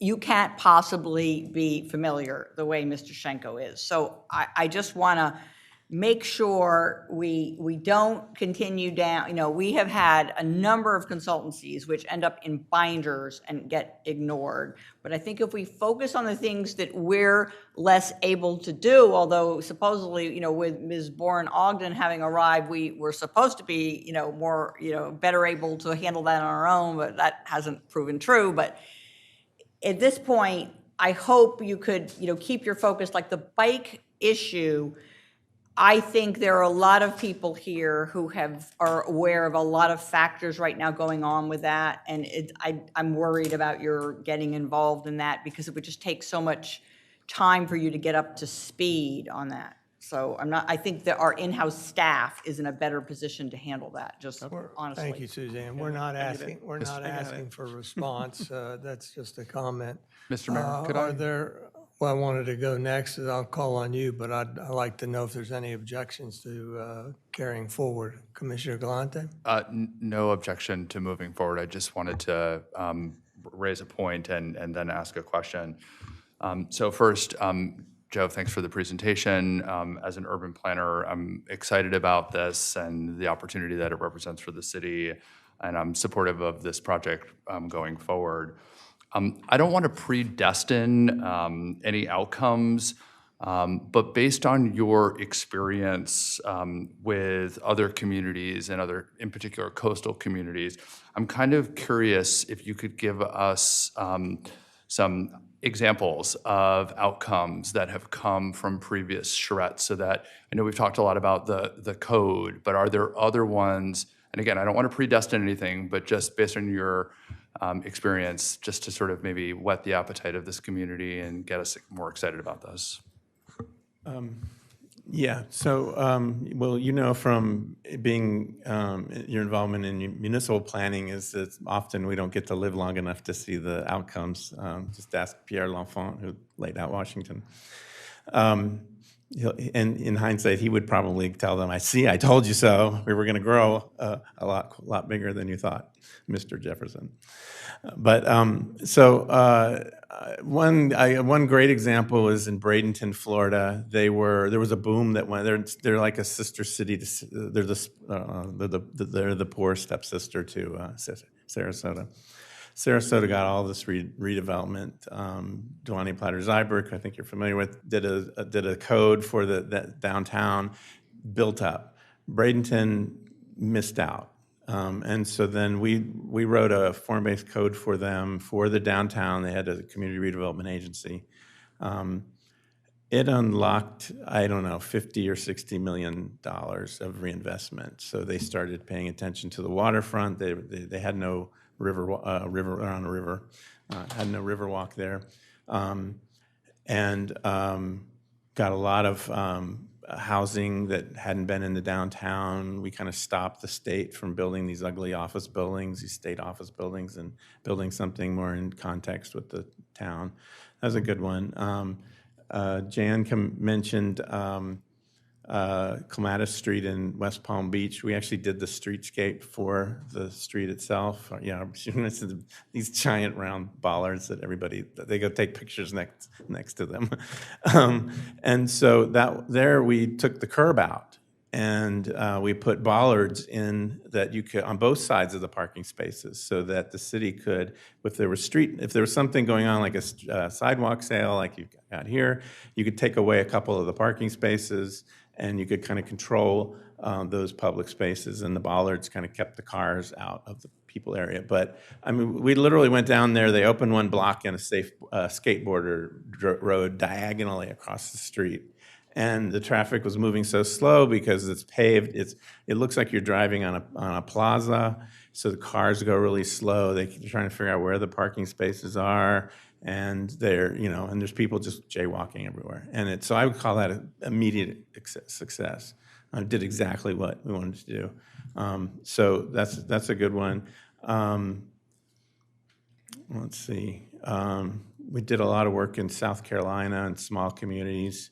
We got the Postal Service to instead of building their 1970s style shopping center thing that they wanted to put on the main street, and they came in and said, you got two choices of brick. So we actually got them to redesign the building. My partner, Victor Dover's wife's an architect. She redesigned their facade for them, but kept the interior. It's a mixed bag. And we come into these things, we don't even try to actually decide ahead of time what's important. I mean, we can list out things because we know these topics are there, but it's so often new things come up, new ideas come up, and so that's why it's like such a successful process. Thank you. Commissioner Stewart, we've heard from members of the public that are in favor of it. I've heard, I believe, pretty much everybody here is in favor of it. I'd like to conclude this with direction to the city manager to move forward. Is there any objections to that? All righty, thank you very much. Mr. Mayor, could we clarify how far forward we're moving? Are we going all the way to phase 4 of this? Like, where are we? Are we just at phase 1 and 2 at this juncture? So right now, there's only 2 phases, so we're moving forward with phase 2. And There's the third, which is adoption. and so ultimately, right now, we're going to get through phase 2 and then see where we're at. All right, thank you. Thank you, Mr. Kohl, we appreciate it. My pleasure. Thank you all. With that, we're going to move on to our first item of new business A, discuss and possible consideration of adopting a resolution authorizing conversion of the following to all-way stop-controlled intersections. And as you can see, there are 6 intersections identified here. Evan, is that you? Mark? Mark? Yes. Can you, if you explain the genesis of this Certainly. and I'm excited to bring this to us today. This is something that we've been talking about probably actually for years, but particularly in the last 6 months with the Safety Committee and other groups. We've received, I think, somewhere around 120 signatures from residents, particularly on State, Columbia, and Henlopen, with concerns about the traffic, particularly the speed of the traffic. So to look at that, the Safety Committee has taken quite a bit of time, quite a few meetings to talk to the public, to get some data, to work with the police chief, and to come up with some solutions, some of which you've already approved and have put into effect. After talking with DelDOT, our local residents, we feel that these stop signs would actually help slow down the traffic, which is our biggest objective. It isn't the amount of traffic, but the speed of that traffic. We probably have no control over the amount of traffic, but we certainly have control over the speed. And we believe that these stop signs will go a long way in promoting safety for pedestrians, for bicyclists, as well as other cars, other motor vehicles. So with that said, you'll notice that these are the mainest, if that's a word, streetest in Rehoboth, the most busy streets, State, Columbia, and Henlopen. We may look at other streets later on, but we want to put these forward and get these approved, get these up, and see how it goes, see how much we can regulate the speed of that traffic. So we're asking today for your approval for this draft resolution, which was put together by Evan, and I imagine Attorney Ogden helped on this. And hopefully this will solve some of the problem, maybe not all of the problem, but it'll make a great first step in reducing the speed in Rehoboth Beach. Thank you. are there any discussions up here by the commissioners? I'd like to have Evan go ahead and kind of show us the locations on this map, if you can zoom in. Sure. Thank you, Taylor. Just to add a little bit more to Commissioner Saunders' introduction on the topic. So we had met with DelDOT Representative Peter Hagg. One of the things that he had mentioned was that in order to install stop signs on state-maintained roads, one of the things that they need from the municipality is an approved resolution from the board. That resolution is sort of their formal approval from the local elected body. Once the resolution is approved, it then goes to the state, and the state needs to do their own legal resolution, they call it.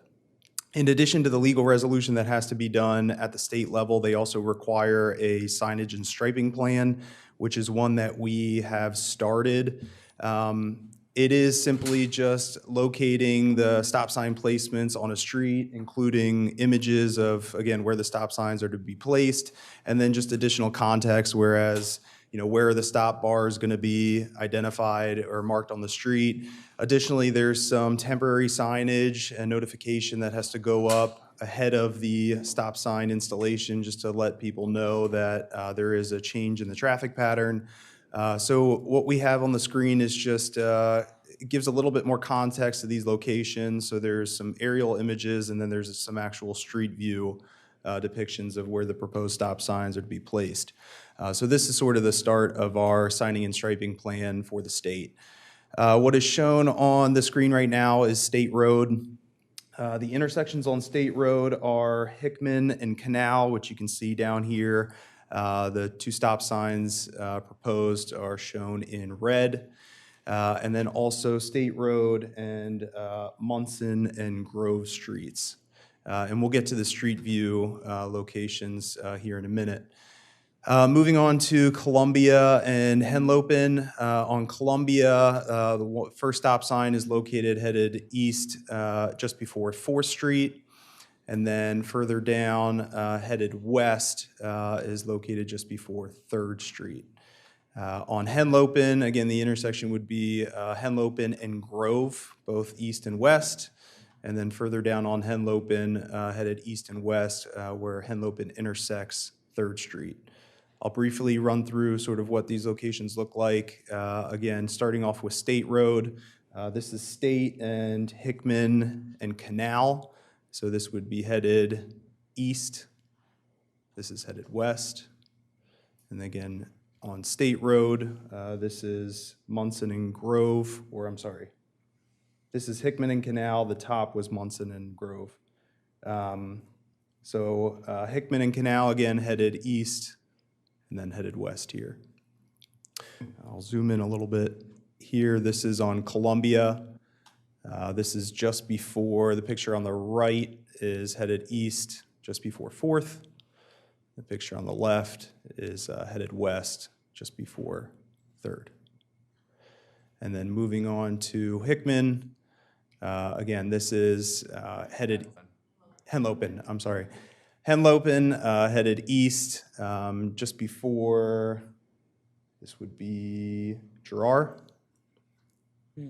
Yeah. Headed west.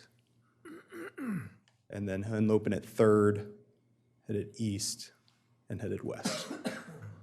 So again, this is sort of the start of our signing and striping plan. This is sort of the signage component of it. And so we'll proceed with adding a bit more context for DelDOT, and that would be, this document would be submitted in addition to the resolution, should it be approved by the board for their authorization. I do want to mention, so Henlopen is not a state-maintained road, but we thought it was important to include it in the resolution just to sort of formalize the installation of the stop signs. And that's all I have to present. Thank you, Evan. I have a few questions. Has the chief or police weighed in? Sorry, maybe you can answer for the chief. He had Yes. dental surgery and can't speak. I can, it's just sutured up. Yes, well, it's all been reviewed. The committee, I spoke with the Streets and Safety Committee. Henry, Evan, and I have been out along with Taylor too, and looking at the locations, and we're fine with them. And hopefully it will make a difference. I know we had a lot of had petitions from at least Henlopen and Columbia and all, and then I had individual conversations with residents on State Road that had concerns with speed. So listening to their concerns, we think this is a good first step. Okay, two of my focuses are we getting the administration and the police to analyze these things? And we have from you, obviously.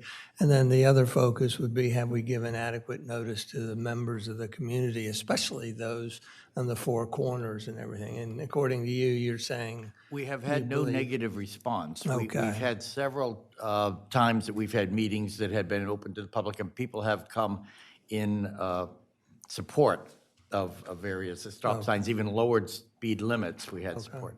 But we've had nobody in opposition. Of course, we haven't individually surveyed people.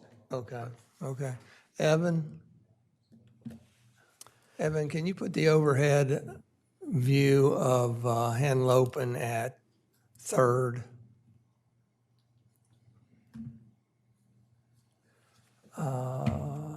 Where is, okay. My concern here is accuracy in identifying the intersections. There are two intersections of Columbia and Third. There's my Third, I call it my Third, that goes in front of my house. And then if you go toward the ocean from there down Columbia, there is another Third. And I was thinking you were using my Third Street, because to have one at that intersection and also at Columbia and Fourth is not doable. But what I'm realizing is you're not meaning to identify Columbia at Third, my street. You're trying to identify Columbia at Third that is one block toward the ocean. Do you see what I'm talking about? So I don't know if there's a way, we need to make sure we identify correctly so that Del Dot understands the correct one, or that our crews, when they're given instructions, go to the right one, because again, it would not work to have the two that at Columbia and Fourth, and then immediately at Columbia and Third / Girard. So is there any other comments, Chris, and then? Thanks, Mr. Mayor. So first of all, thanks to Mark and his committee for running this down. Thanks to city staff, the chief, Evan, Taylor, for pulling this together. I have been, very concerned about pedestrian safety, traffic calming. When we talk about this, I heard Mark talk about it as slowing cars down. I think about it as amplifying or augmenting or enhancing the pedestrian experience, and mostly their safety, pedestrian safety. So I took a stab initially working with Mark and Patrick on the intersections across the city where I thought logical stop signs would go and where the city would benefit and pedestrians would benefit from the insertions of stop signs. And I think this list is a good one. However, Mr. Mayor, you bring up a point about Columbia and Third, which I also noticed. And so, I had a conversation with Evan and Taylor about the placement of the stop sign on Columbia, Fourth, and Girard, and understand the dynamics there. And it doesn't make sense for there to be a stop sign at the Third, we'll call it your Third Street. However, there is a second Columbia and Third, and if you'll look right now at the map that Evan has up, we are proposing that a stop sign go in at Henlopen and Third. What I would like to see have happen is for this list to remain as is, but that we also insert an additional stop sign at, let's call it the second Columbia and Third, that would then parallel the one that we're proposing for Henlopen and Third. So there would be, right where Evan has his cursor, we would insert an additional stop sign there. Well, I read that as already in place. Look at the It is, and there is no stop sign there. Look at the third bullet. Yeah, the third bullet, Columbia and Gerard, is the one that's further back. It's where Wes Combs and Greg Albright's house is and where Gerard comes in. Then about 200 yards down, which parallels or is alongside Central Park, is the location that I'm referring to. Scroll back up one more time, Evan. Stop there.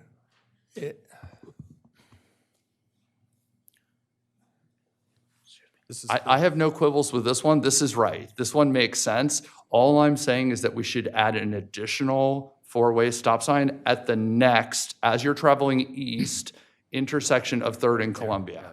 I'm having a hard time coordinating the written word with what's shown up there, that's all. Well, if I may, just for clarification, I think what Commissioner Galante is referring to is the 3rd Street, both at Henlopen and Columbia. For clarification, there are three-way stops because 3rd Street dead ends into Henlopen and to Columbia. So they would be three-way stops that do not exist currently. There's a stop sign on 3rd Street leading into Henlopen and 3rd Street leading into Columbia, but there are no stop signs on Columbia or Henlopen. So this would create two three-way stops at both intersections.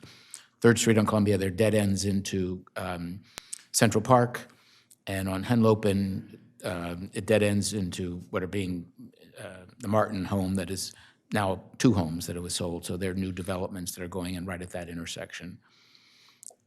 And the other, if you just go back down to the Mayor's 3rd Street, if we'll call it that, that really is a potential becoming a 5-way stop because it is a 5-way intersection with 3rd Street, Gerard, Columbia, and 4th Street. So there are currently stop signs at the Mayor's 3rd Street, at Gerard Street, and 4th Street, but there are no stop signs on Columbia East and West. So this would create a 5-way stop at that intersection. And in doing that, if you look from the, if you will, Royal Farms all the way down, looking eastward towards the ocean, that stretch between Royal Farms and the ocean, I think there are 2 4-way stop signs at 1st Street and 2nd Street. So it is a long shot that you can, if not anybody in the area, can pick up speed going down there. So this would break up that runway, if you will, down Columbia Avenue, as it would the same paralleling equal intersections on Henlopen. What I'm trying to do is get accuracy in the written word, right? 'Cause Yes. that's what we're using there. And unfortunately, we don't include the existing stop signs that I think would help clarify what is there. Because that, if you haven't been down Columbia at 3rd or 4th, that's a very complicated intersection. It's 2 together. And that's where I thought that we would have 2 3-way, 1, 2, 3, a 4-way stop at 3rd and a 3-way stop up there. But I don't think that's the intent. So have I thoroughly confused everybody? I believe so. Right, Mr. Mayor? the addition. Yeah, I'm just Commissioner proposing, Galante, go thank you, ahead. thank you. I'm just proposing to add one. And Evan, maybe the conversation that we had on Friday about the Mayor's 3rd Street, why it does not make sense for there to be a stop sign at that location. That was really helpful to me when you explained that. Sure. So briefly, with the stop sign placement at 3rd, what we found when we were out there actually looking at the placement on the street was it creates a very awkward intersection at Columbia and Gerard, where the stop sign would be almost in the intersection of Columbia and Gerard. Furthermore, with the placement of the stop sign, what that could lead to is cars stopping and essentially queuing up to the stop sign at Columbia and 4th. So it made the most sense to pull the stop sign back off of the Mayor's 3rd to 4th Street to keep that entire 5-way stop as one intersection. So nobody is stopping or waiting for the stop sign in the middle of that 5-way stop. again, back to Commissioner Galante's point, we went out there and when we heard 3rd Street, this was the 3rd Street that we assumed was being proposed. We ultimately, for those reasons that I stated before, recommended pulling it back to 4th. After further discussion with Commissioner Galante, we now understand that it was the other 3rd Street. It is a 3-way stop, so that is why the resolution is worded all-way stop, so that covers either the 3-way stops or the 4-way stops. We have both of those in this situation. Mr. Mayor? So how would you identify that 3rd Street at Columbia in words? West End, we say the West End. Mayor? I would just still, I'd continue to refer to it as Columbia and 3rd. Because again, whenever the resolution is provided to DelDOT, it will include the signage and striping plan. So DelDOT will be very clear on what stop signs we're adding, where we're adding them, and again, what that signage or striping plan looks like. Mr. Mayor? Commissioner Good? Yeah, I would like to thank Commissioner Saunders and the staff who got involved with this. I mean, we, not so much in the off-season, but we desperately need these traffic calming measures. And as anyone knows who's a pedestrian or a cyclist, which I am more than I am a driver within town limits, it's just unnerving. And, you know, we had 4 teenage boys, and there's, you know, they are often speedsters, and there's a reason their insurance rates are sky high between 16 and 25. I mean, the actuaries aren't like ridiculous, but I see people, elderly people in late model Lexus, like a Lexus, speeding. It's like all over. So this is great. I'm very pleased with it. And when Mr. Miller, you mentioned meeting with Mr. Hogg, I know Commissioner Saunders is aware of this. Mr. Hogg met with a couple of other residents and myself way back in 2019. And he joked with us, he was in middle school in 1996 when our traffic circle was designed. He totally agreed that had he been in charge in 1996, because he had just gotten on board with DelDOT, this was back in 2019, it's a defective traffic circle, the way the 2 lanes merge into one on 2 sides, and also the cars Suzanne, coming. you're off topic. Okay, Would you get let me back just on wrap it topic? up to say that I want, going forward, Mr. Hogg is sympathetic, and I think, you know, we have moved so slowly since 2019. We need overhead warnings to cars that they need to yield to the traffic in the circle, which is the law in this country. We're not in Europe, where it's the opposite. So, and we've talked about this now for 7 years. You have honking constantly because the cars heading westbound on Rehoboth Avenue fail to realize that they need to yield to the cars coming around the circle. Anyone living in the Pines or North Rehoboth is aware we have a defective traffic circle compared to Georgetown, Delaware, compared to the ones that Pierre L'Enfant designed in Washington, D.C. And I hope that this can be expedited, because I've been speaking to Commissioner Saunders about this since 2025, so I hope it can be a priority. If nothing else, it will reduce the honking, the incessant honking. If anyone's been to the farmer's market, cars just don't understand that they're entering a traffic Thank you, circle. So I'd Suzanne. appreciate that. Thank you. Yeah, I can. Mayor, can I just say quickly? I want to go to the public. Okay. I just want to say, stay tuned, because we will be working on that as part of the bike plan, believe it or not. But, so it is something that will be on the agenda before too long. Thank you. Thank you. We'll go to the public before we'll come back here. Members of the public, this gentleman, Hood, are you Mr. Hood? I can't remember. Holden. It started with an H. We state your name, address, or relationship to the Good city. morning, and then Neil Nancy Holzman. will put you in queue next.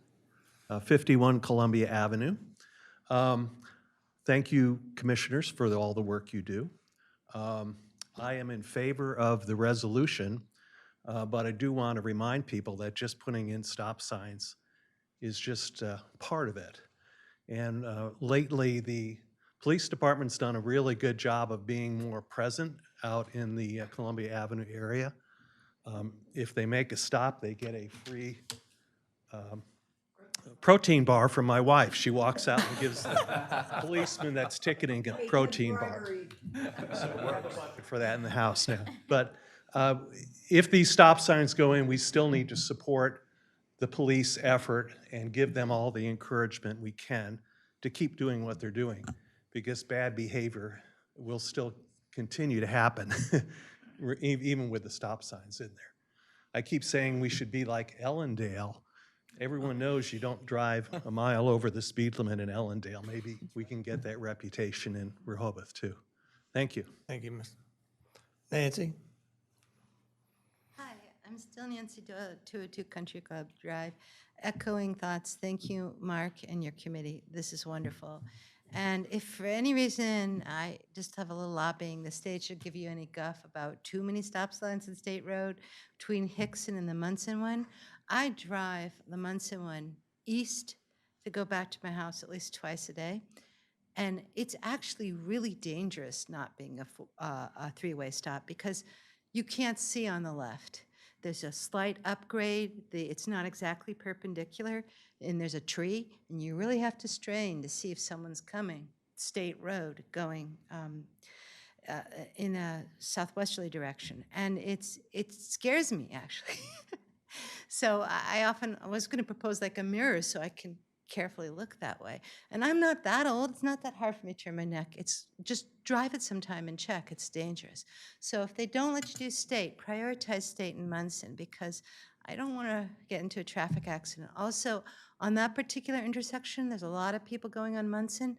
Some of the out-of-towners on State Road think there should be a stop. And so they stop, and then you're in this who should go first thing, and you're waving. You know, they know there should be a stop sign, out-of-staters do. So thank you. Thank you, Nancy. Anybody else? Yes, ma'am. Good morning. I'm Carol Holzman, wife of that man there. I live at 51 Columbia Avenue, and I was wondering if you could address the striping that you were referring to.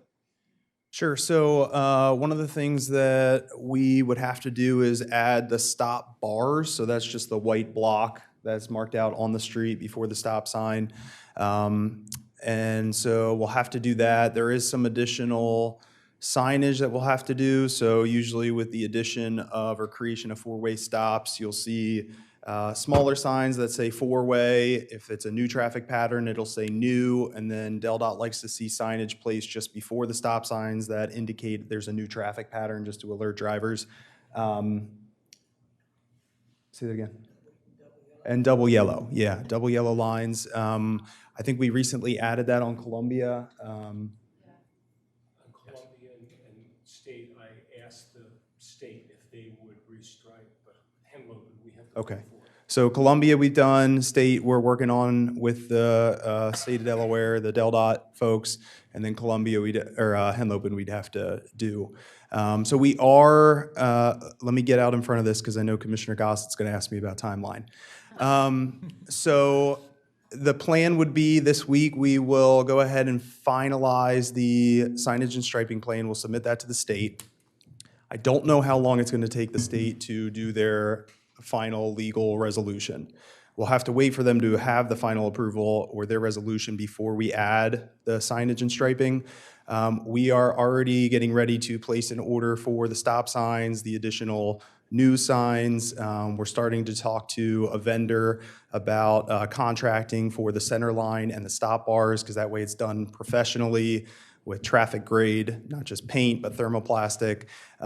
So it may be a few weeks before we get the DelDOT final approval, but we should have everything sort of queued up. So once we have that resolution from the state, we can go ahead and execute. So I don't have a clear timeline just yet, but we will certainly keep you all apprised. And I do want to add, so previously we had discussed the center line down Henlopen Avenue, and we did already sign that scope of work. So you'll see most likely changes on Henlopen before the other streets. And to add too, I mean, we can proceed with the stop signs, stop bars, striping on Henlopen again, because that is not a street that we have to wait for the approval from the state from. So that will be the first street to get done. Mayor? Thank you. Commissioner Gossett had his hand up next. No, go right ahead, that's fine. Go I ahead. just wanted to say to the public, this is in addition to the stop, the slow signs, the speed signs and so forth that we have ordered some time back, and I believe they should be in any day now. So this is in addition to those. So, thank you so much. Thank you. You're welcome. Oh, I'm sorry, Carolyn, would you like to?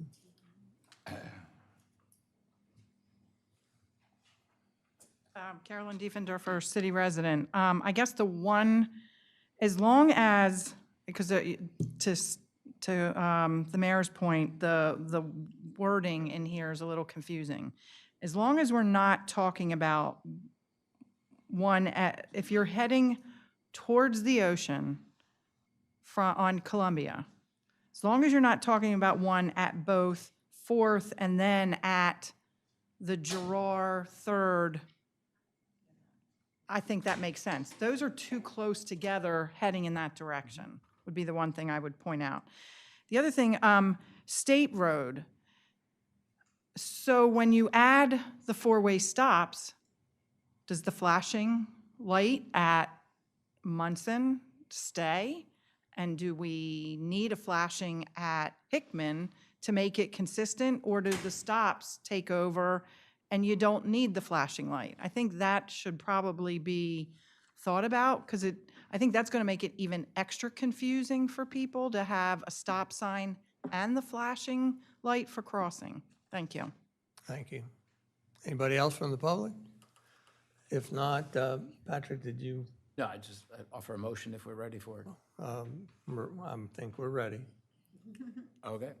Mayor, I'd like to make a motion that the mayor and commissioners of the city of Rehoboth Beach request that the Delaware Department of Transportation approve the conversion of State Road and Munson/Grove, State Road and Hickman/Canal, Columbia and Girard, and Columbia and 4th, and Columbia and 3rd intersections to all-way stops. Second. Well, we have a motion by Commissioner Patrick Gossett and a second by Commissioner Suzanne Good to adopt a resolution authorizing conversion of the following listed in the agenda, all-way stop controlled intersections With the inclusion of Columbia and 3rd. with the inclusion of Columbia and 3rd. Is there any further discussion?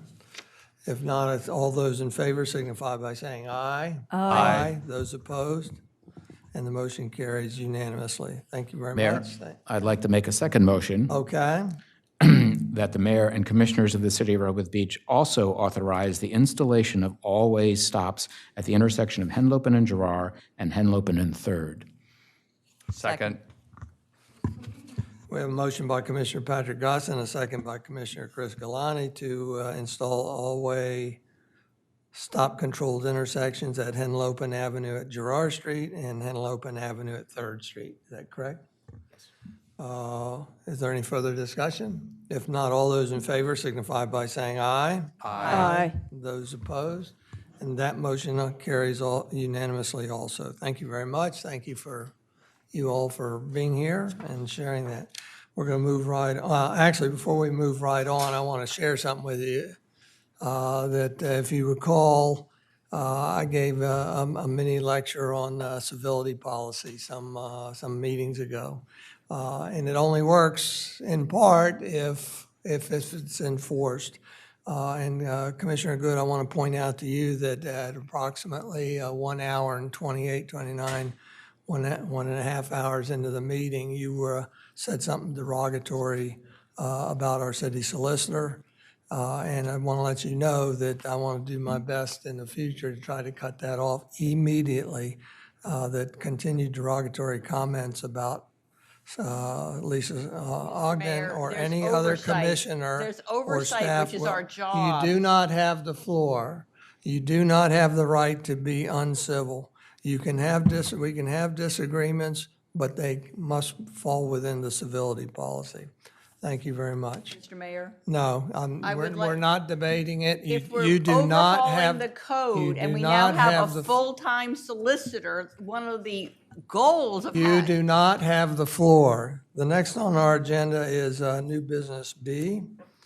Discuss and possible consideration of an ordinance amending Chapter 92 automobiles and the other edits as shown in the edit, to be brief. Evan, you have the floor. Thank you, Mayor. The ordinance before you all, as the mayor indicated, is to amend Chapter 92, specifically 92, several sections within Chapter 92, and I can go through them. But let me just start off by saying the intent of this ordinance is to remove the very specific references to locations of fire lanes, accessible parking, loading zones. We noticed recently, so on Baltimore Avenue, second block, we had to add a new fire lane where Lori's Cafe is. After talking to the fire marshal about that driveway space, they said that there needs to be a fire lane there, so we were able to accomplish the addition of that fire lane and also retain a driveway parking spot for the tenants of that location. So after that fire lane was added, we reviewed the code and then, quickly realized that it's not just fire lanes, but it's also accessible parking spaces and loading zones where we dictate the location. In some cases, we're extremely specific. Fire lanes, for example, 40 feet westerly in a westerly direction from the eastern terminus of Baltimore Avenue. Some of you may recall this from some of the Beach Patrol discussion. So the intent of the ordinance, again, is just to remove the very specific locations of these areas. We'll still include in the code references to what is a fire lane, what is an accessible parking spot, what is a loading zone, and that the commissioners and/or the city manager has the authority to establish those from time to time. But again, we just want to remove the specific references. So every time we add a loading zone, we change a loading zone, we add an accessible parking space, we're not having to author an ordinance, present it to the commissioners, approve it, send it to the code company, get it uploaded to the E-code, get the supplement, put it in the hard copy books. So again, just trying to eliminate a lot of that unnecessary, in my opinion, legwork from the staff. So Chapter 92, first, Section 1, we're just adding definitions of fire lane and loading zones. Section 36 is the fire lane section, so that's again the specific reference of every single fire lane that we have in the city. As you can see, it goes on. Chapter 92, Section 64, that would be where we add the definition of what is an accessible parking space. Chapter 92, Section 65, this relates to accessible parking. Again, just removing the locations and the quantity of accessible parking spaces. And again, just saying that it's unlawful for anybody to park in an accessible parking space without being a person with a disability. And then Chapter 92, Section 234, that is the location of loading zones. And again, we define loading zones and remove the specific references to the size of those loading zones. I believe it's actually in here. We reference even parking meter numbers that do not exist anymore. So again, just trying to clean up the code, get rid of a lot of old sort of ambiguous language and try and simplify it as much as possible. That's really all I have to present, so thank you. Thank you. Are there any questions of Evan up here? All I'd like to say is thank you. This has been on the agenda. I went back reading because this has been a pet peeve of mine. For 4 years, we've been talking about this. So I appreciate it finally getting to the top of the list. It makes so much sense, and just to be more accurate and efficient in doing this. Thank you. Thank you. Anybody else? Members of the public, any comment? If not, I'll bring it back to the table. Would you like to offer a motion? Yes, I'd like to make a motion to amend Chapter 92 Automobiles, Vehicles, and Traffic of the Municipal Code of the City of Rehoboth Beach by amending Section 1 titled Definitions, Section 36 titled Parking and Fire Lanes, Section 64 titled Definitions, Section 65 titled Parking Area for Handicapped Persons, and Section 234 titled Loading Zones Designated. Second. We have a motion by Commissioner Patrick Gossett and a second by Commissioner Chris Galani to amend Chapter 92, Automobiles, Vehicles, and Traffic of the Code of Rehoboth Beach that is before us. Is there any further discussion? Did I go to the public? Oh, Mr. Mayor? I did, okay. Mr. Mayor, So we, just we one have the quick motion, comment. we have a motion and a second. Did you have any discussion? Oh, just a comment that this is good, that, you know, that Mr. Miller and Ms. Boren Ogden were able to handle this matter. And, you know, that was the hope in having a full-time solicitor rather than having Mr. Walton or someone else on an hourly basis handle these sorts of housekeeping matters that probably require a law degree, sometimes don't, sometimes do. Thank you. Thank you. All those in favor signify by saying aye. Aye. Those opposed, and the motion's carried unanimously. Thank you, Evan, for a good effort there. It must be fun just going in, as hard as we work creating laws, to go in and just strike out. All righty, so we have already taken care of new business C, the Chamber of Commerce lease. It will be, again, on a future agenda. Review future meeting dates, Board of Commissioners, Friday, May 15th. That would be at 2 o'clock. With that, there's additional opportunity for citizen comment. Does anybody have any? This is specific to items not on the agenda. With that, we'll move on to commissioner announcements. I have several. Does anybody else have anything? Mr. Mayor, I have one. Commissioner Galante? So last Friday, I had the pleasure of attending the Rehoboth Beach Historical Society and Museum Annual Board Meeting. I am the Commissioner Liaison to the museum and want to advertise an upcoming event this summer on August 7th. The museum will be hosting their annual beach ball. It is going to be at Rehoboth Beach Yacht and Country Club. I have saved the date cards here. I've passed them out to my fellow commissioners and the mayor and city staff, and I hope that everyone comes. It's going to be a lot of fun, and it's going to be a great opportunity to learn about the mission of the museum, celebrate our history, and have fun. There's going to be dancing and an auction, and so I think it's going to be a really fantastic event. And if any members of the community would like to have get a save the date card, I have a stack of them here. So come up to the lectern after, and I'll give you one. Thank you. Thank you. Anybody else? Commissioner Gossett? Yes, thank you, Mayor. Just an advisement to my fellow commissioners that you'll be receiving this afternoon via email the beginning of the city manager annual performance review, which will include the dates and scheduling and requirements of your participation in that. Thank you.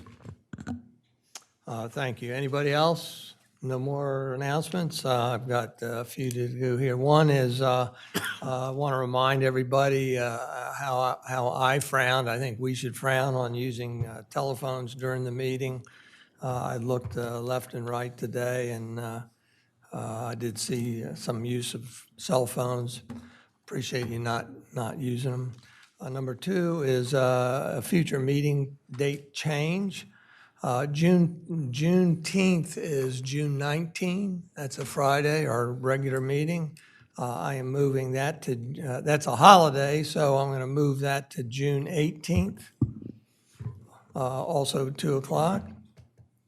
Number three, we used to do a proclamation in this room for Gay Pride Month. And recently we've been doing it outside. It's more exciting outside. I think we've had good weather every time, and we stay a short program to recognize Gay Pride Month with proclamation and some other speeches and raising of the Gay Pride flag. And that will be held on Sunday, May 31st at noon out in the parking lot at the flagpole there. My last comment is that, we're in the election season. And at the end of my second mayoral term this coming September, I will have served a total of 18 years as an elected official in Rehoboth Beach. After a great deal of reflection, I have decided not to seek reelection this year. But I want to let you know that serving as mayor of Rehoboth Beach has been one of the great honors of my life, and I am proud of what we have accomplished together. But it is time for the next chapter and for new leadership to carry the city forward. I will continue to carry out mayoral responsibilities until the annual reorganization, when new leadership is sworn into the role of mayor. So that's all the way early September. So I'm not going away soon. And I want to thank you. With that, we're going to go to the next item on the agenda. Mr. Mayor, I it's not related, no, I have two minor comments. just asked everybody if they had them so that we could be done Well, with my then you spiel. had your own. And may I please, I have actually, it has to do with, I feel I made a mistake. I believe it was when, during a presentation in March, because of the additional cost of the rainbow crosswalks versus the other, just yellow or white crosswalks. My own husband likes the rainbow crosswalks, and because they're of a nominal cost, maybe an extra $4,000 versus a just functional yellow or white paint crosswalk, the reality is that all of them have gotten faded at First Street and Baltimore Avenue, so they all need repainting. And the rainbow crosswalks, I was wrong, they don't deteriorate faster or worse than the regular crosswalks. So that's one thing. And I know this is the second time you've mentioned use of cell phones.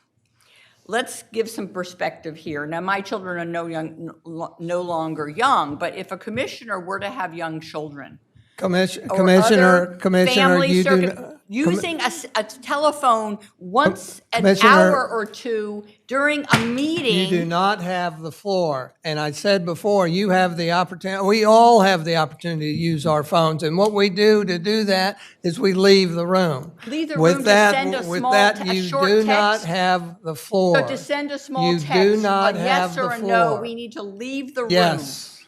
Okay. I think The that next the item of- the draconian next item- policy that no The next other item of employer business is the would executive enforce. session for the purpose of discussing sales or leases of real property pursuant to Freedom of Information Act, 29 Del C 10,004 B2.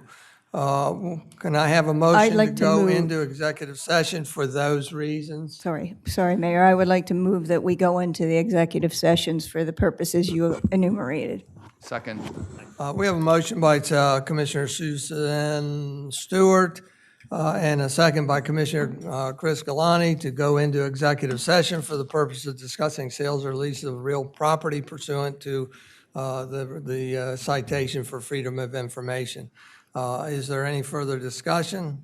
Shouldn't be. If there, all those in favor of the motion signify by saying aye. Aye. Aye. Those opposed? And we are now going into executive session. However, before you leave, a couple notes. Sit down. We will be going into the caucus room. The duration of our executive session is unknown. No actions will be taken inside that room. When we will be coming back into public session after we're finished. No actions will be taken at that time. And we will be adjourning from this room when we're back in public session. And I will call, if there's anybody here, we'll give them an extra second opportunity for citizen comment. It's okay if you stay in this room, but again, we don't have any idea how long we will be. And again, no actions will be taken. Now you're released. Thank you.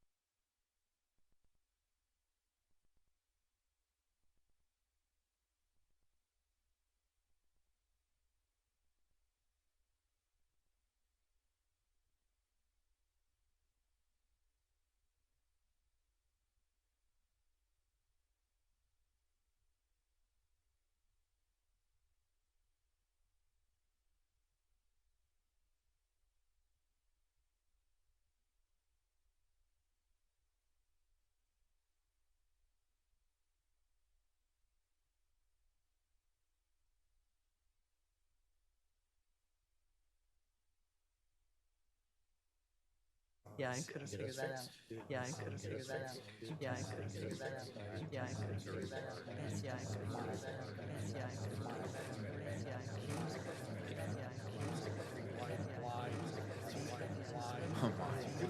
figured that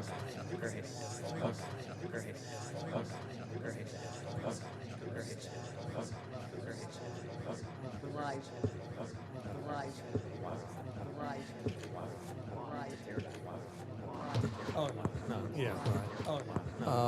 Could I have a motion to come out of executive session back into public session, back into public session, back into public session? Have a motion by public session, motion by public session, motion by public session, all those in favor signify. All those in favor signify. All those in favor signify. All those in favor scared me. Go back in public session. Go back in public session. Go back in public session. Go back in public session. There'll be any further business during this meeting, during this 12